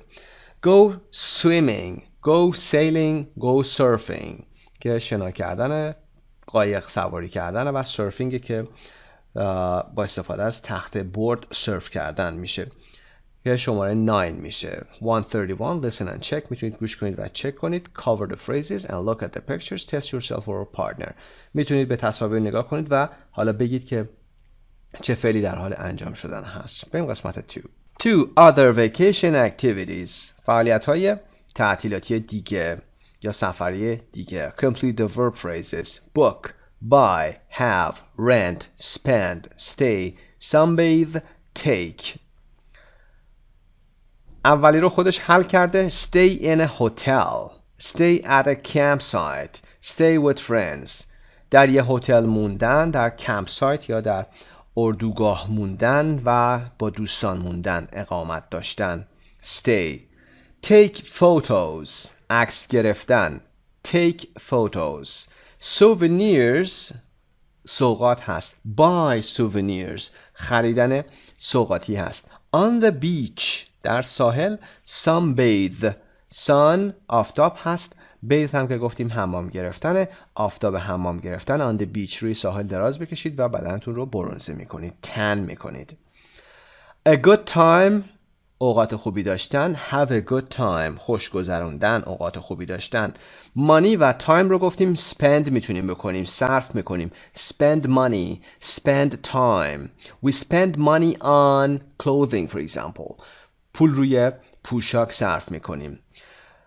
apartment، bicycle و skis. an apartment، آپارتمان، دوچرخه و skis که منظورمون همین تصویره که اسکی هست. نمبر 7 در سمت چپ رو ببینید. این کلا به این مجموعه وسایل میگیم skis. خب فعلش چی هست؟ rent، اجاره کردنه. rent، buy نیست، یادتون باشه ما buy نمی کنیم. بعضی وقتها برای اینکه تفریح بریم، ویکیشن بریم، پول زیادی صرف نمی کنیم، میریم یه اپارتمنت رنت میکنیم، بایسیکل رو رنت میکنیم، سکیز رو رنت میکنیم، اجاره میکنیم برای مدت کوتاهی. for short time. flights or hotels online یعنی پروازها و یا هتل ها رو به صورت آنلاین، استرس روی لاین چه کار میکنیم؟ book میکنیم. book به عنوان فعل یعنی رزرو کردن. we book a hotel، we book a flight. number 132 فایل صوتیش هست. listen and check, test yourself, cover the verbs, remember the phrases. فعل ها رو که اینجا نوشتید روشون رو بپوشونید و بیایید دوباره فعل ها رو بسازید، عبارت ها رو. میریم قسمت پایین adjectives. وبسایت مجموعه زبان ایرانیان. Number 3 adjectives match the questions and answers. Number 1, what was the weather like? It was. هوا چطور بوده؟ What was the weather like? هوا چطوره؟ What is the weather like? هوا چطور بود در شهر شما؟ What was the weather like in your town? It was. حالا میخوایم بگیم هوا چطور بوده، میگیم warm or sunny. مثبتشه. It was warm or sunny. Or it was windy, foggy, cloudy. پرباد بود، باد میوزید. foggy مه‌آلود بوده. cloudy ابری بوده. حالا میخواید بگید خیلی very هم اضافه میکنید. It was very windy. It was very foggy or it was very cloudy. خیلی ابری بود. Number 2 what was the hotel like? هتل چطوری بود؟ What was the hotel like? It was. هتل میخواید بگید چطور بود، میگید it was comfortable. It was luxurious. Or it was basic, dirty, uncomfortable. Comfortable راحت بودنه، مناسب بودنه. Luxurious حالت luxury بودنشه، تجملاتی بودنش هست، لوکس بودنه. و اما منفیاشو بخواید بگید، میگید که خیلی ابتدایی بوده. It was basic, it was dirty, کثیف بوده. It was uncomfortable. اصلا راحت نبود جاش کوچیک بود و سخت بود، نویزی بود، به این صورت uncomfortable. Number 3, what was the town like? شهر چطوری بوده؟ What was the town like? شهری که اونجا شما رفته بودید چطور بود؟ میاد میگید it was beautiful. It was nice. زیبا بود، قشنگ بود. و یا it was noisy. پر سر و صدا بوده. میگید شلوغ بوده، noisy. It was noisy. It was crowded. پر از جمعیت بود، ازدحام بود. اینا منفیشه، اینا مثبتشه میخواید بگید. Number 4, what were the people like? مردم چطور بودن؟ What were. چرا were اینجا was؟ به خاطر اینکه اینجا people داریم. What were the people like? مردم چطور بودن؟ They were. با were دوباره جواب میدیم. به این شکل جواب میدیم. But they were positive میخوایم بگیم. Friendly or helpful. اونا friendly بودن. صمیمی بودن. با محبت بودن. Helpful. خیلی کمک میکردن. خیلی they were ready to help for example. If you ask them the question they would answer you. و یا منفی میگی unfriendly or unhelpful. اصلا کمک نمیکردن. اصلا صمیمی نبودن. اصلا با محبت نبودن. They were unfriendly. و یا میتونید بگید they were not friendly. They were not helpful. و number 5, what was the food like? Food غذا. غذا رو چطوری توصیف میکنیم؟ صفتاش delicious. اگر میخواید خیلی صمیمی باشه دوستتون، میگید it was yummy. The food was yummy. یعنی خیلی خوشمزه بود. و nothing special. خیلی چیز خاصی نبود. The food was not or it was nothing special. چیز خاصی نداشت. و یا بد بخواید تعریف کنید، میگید it was disgusting. نفرت انگیز بود. It was disgusting. و مثبتش هم که خب delicious میتونه باشه. خب این قسمت به پایان میرسه. میریم قسمت پایین 133. Listen and check. گوش میکنید به این قسمت نیتیو سپیکر چطور میگه. بریم قسمت نوت. General, affirmative and negative adjectives. صفتهای عمومی مثبت و منفی. یه وقت ازتون سوال میپرسن، میخواید جواب بدید. حالا یه سری صفتها اینجا اختصاصی بوده، یه سری صفتها هم که کلی هست. حالا مثبت میخواید پاسخ بدید، میگید it was nice, they were nice, it was wonderful, fantastic, great, okay, not bad, alright هم ببینید به این صورت قبلا هم گفتم خدمتون، به این صورت یه سره می نویسیم. خب اینا همه صفتهای خوبن. خوب، عالی، محشر، بسیار عالی، اوکی، بد نبوده و alright بوده، خوب بوده. حالا منفی میخوای به صورت کلی بگی، میگی it was awful, it was horrible, it was terrible. خیلی بد، یعنی very bad هستن اینها. خسته نباشید. میتونید برگردید به پیج 12 ادامه درس. به نام خدا. prepositions مربوط به یونت 2 رو با هم کار میکنیم. 3 تا preposition در این درس کار کردیم. at, in, on هست. اینها preposition های مکان و زمان میتونن باشند. یعنی هم برای مکان استفاده میشه هم برای زمان، اما برای مکان خاص و زمان خاص. با همین قسمت رو کار میکنیم و همینجا این 3 preposition رو یاد میگیریم. Complete the chart with at, in or on. میریم قسمت اول. Place این ستون هست و time here. Number 1. Countries. and cities like Peru, Lima, and rooms like the kitchen or living room. Buildings like a store, a museum, a cafe, and closed spaces, فضاهای بسته مثل a park, a yard, a car. با اینها ما حرف اضافه in رو میاریم. کشورها و شهرها. میخوایم بگیم در ایران میگیم in Iran, in Tehran, in Peru در کشور هست, in Lima که پایتختش هست. در اتاقها هم که میدونید in the living room, in my bedroom. buildings ساختمون ها. داخل ساختمون رو میخواید بگید داخل موزه، داخل فروشگاه. in a store. I saw her in a store. I saw him in a museum. closed spaces که فضاهای بسته هست مثل a park, a yard. We have a tree in our yard. A car, in a car. کار منظورمون ماشین های سواری، ماشین های کوچیک هست. در بخش بعدی در همین درس میگیم که تفاوت کار و ماشین های دیگه چی هست. پس این قسمت ما پرپوزیشن این رو براشون میاریم. و اما تایم، زمانهایی که ما حرف اضافه این رو بهشون میدیم ماه هست month, seasons, years, times of day. خب حالا بازترشون میکنیم months. برای تمامی ماه ها ما حرف اضافه in رو میاریم. For example, I was born in February or in June. ماه ها فوریه، جون، جولای، آگوست فرقی نداره. همه ماه ها با حرف اضافه in میان. Seasons فصل ها spring, summer, autumn or fall و winter همشون با حرف اضافه in میان. in winter و یا in the winter. سالها همینطور 2011, 2018, 1945, in 1945. World War II finished in 1945. جنگ جهانی دوم در سال 1945 به پایان رسید. Times of day وقتهای روز. در صبح، بعد از ظهر و عصر این ستا با این میان، اما شب رو ما با این نمیاریم، یعنی night رو با این نمیگیم. میگیم in the morning, in the afternoon, in the evening، اما میگیم at night. خب این حرف اضافه in بود. میریم قسمت دو number 2. وبسایت مجموعه زبان ایرانی. transportation حمل و نقل و a surface و یه سطحی اگر داشته باشیم.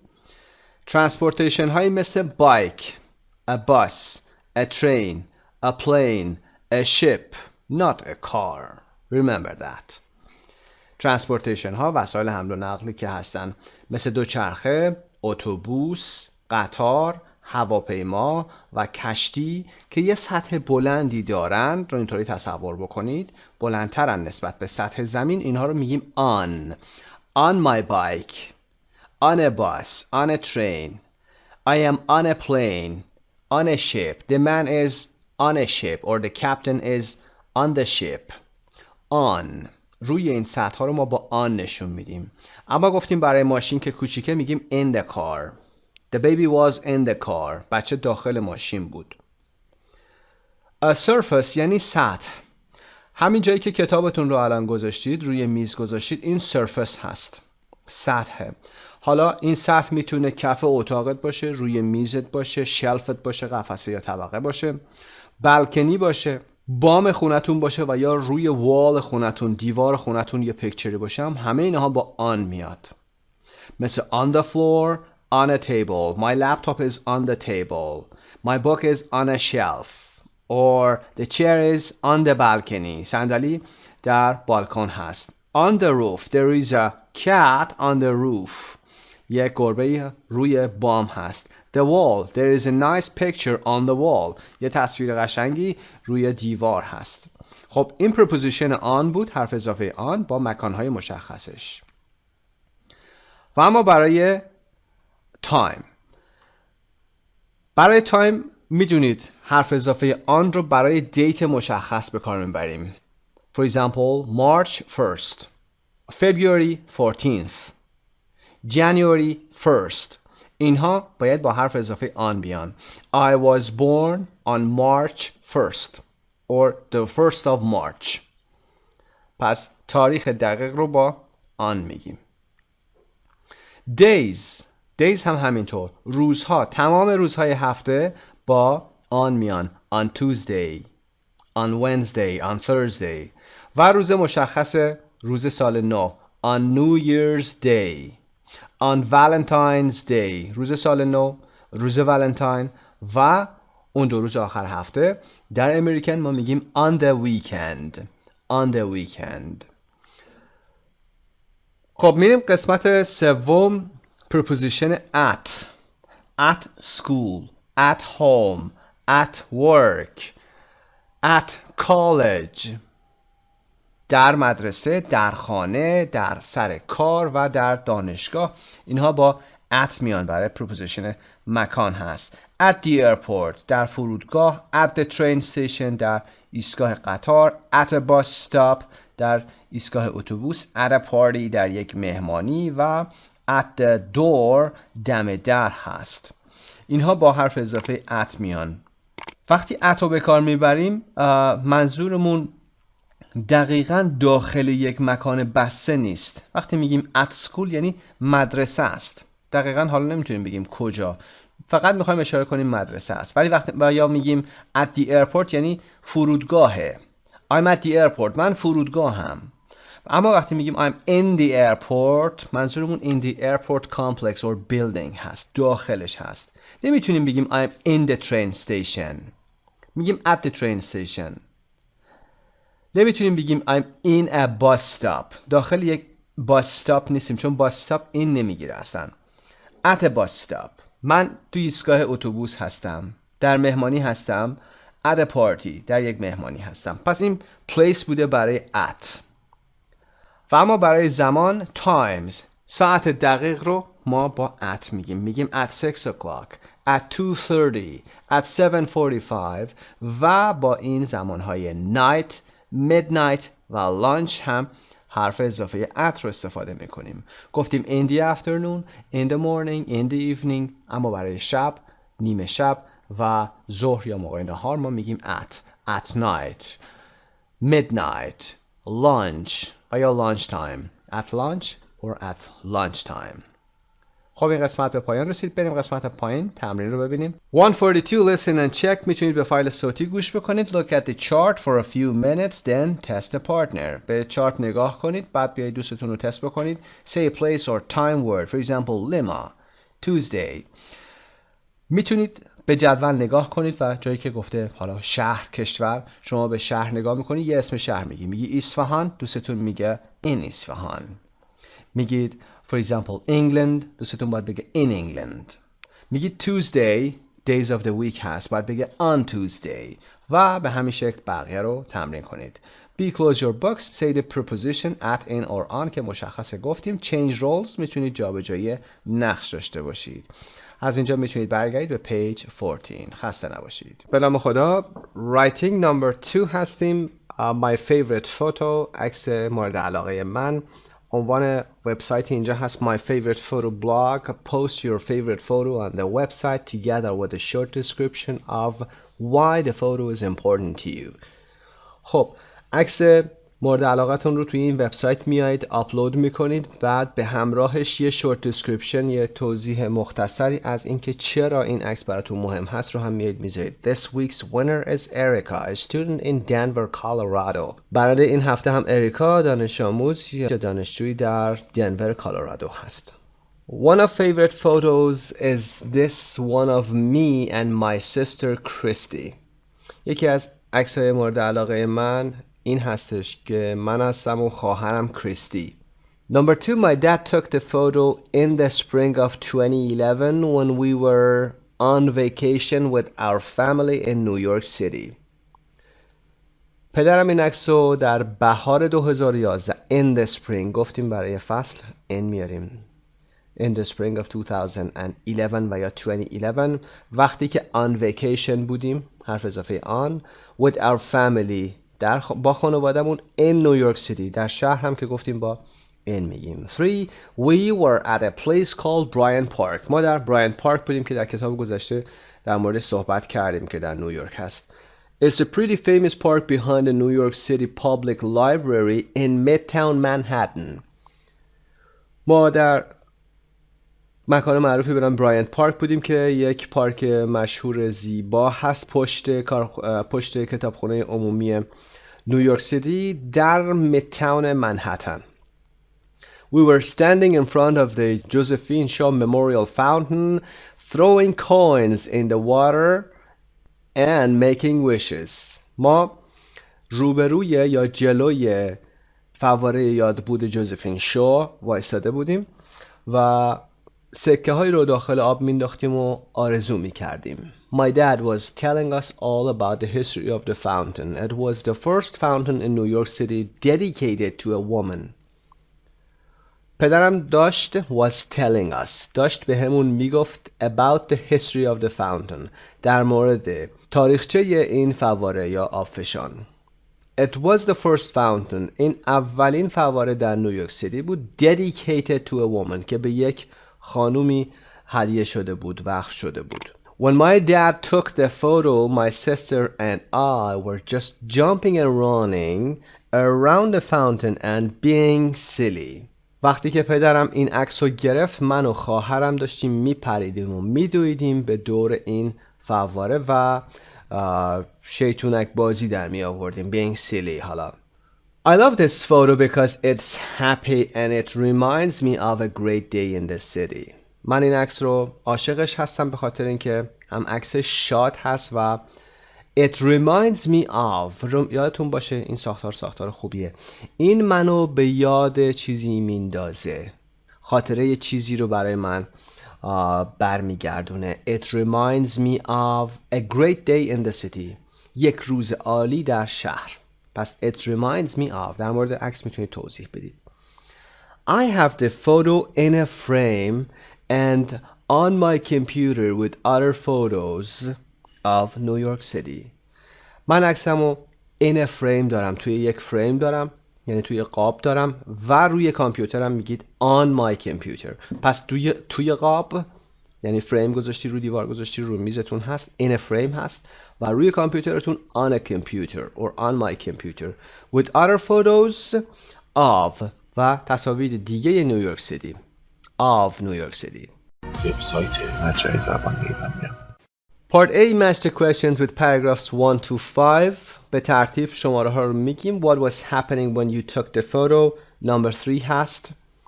Where do you keep it? کجا نگهش میداری؟ Number 5 هست. Why do you like it? Number 4 هست. چرا دوستش داری؟ What's your favorite photo? عکس محبوبت کدومه؟ Number 1 پاسخش میده. Who took it? When and where که Number 2 هست. کی گرفتش؟ کی گرفتش؟ کجا گرفت؟ B. Complete the text with in, of, on or around. این کار رو انجام دادیم. Remember, you can keep a photo. میتونید یه عکس رو نگه دارید in an album، در یک آلبوم. In your wallet، در کیف پولتون. In your bedroom, in a frame، در اتاق خوابتون و در یک قاب عکس.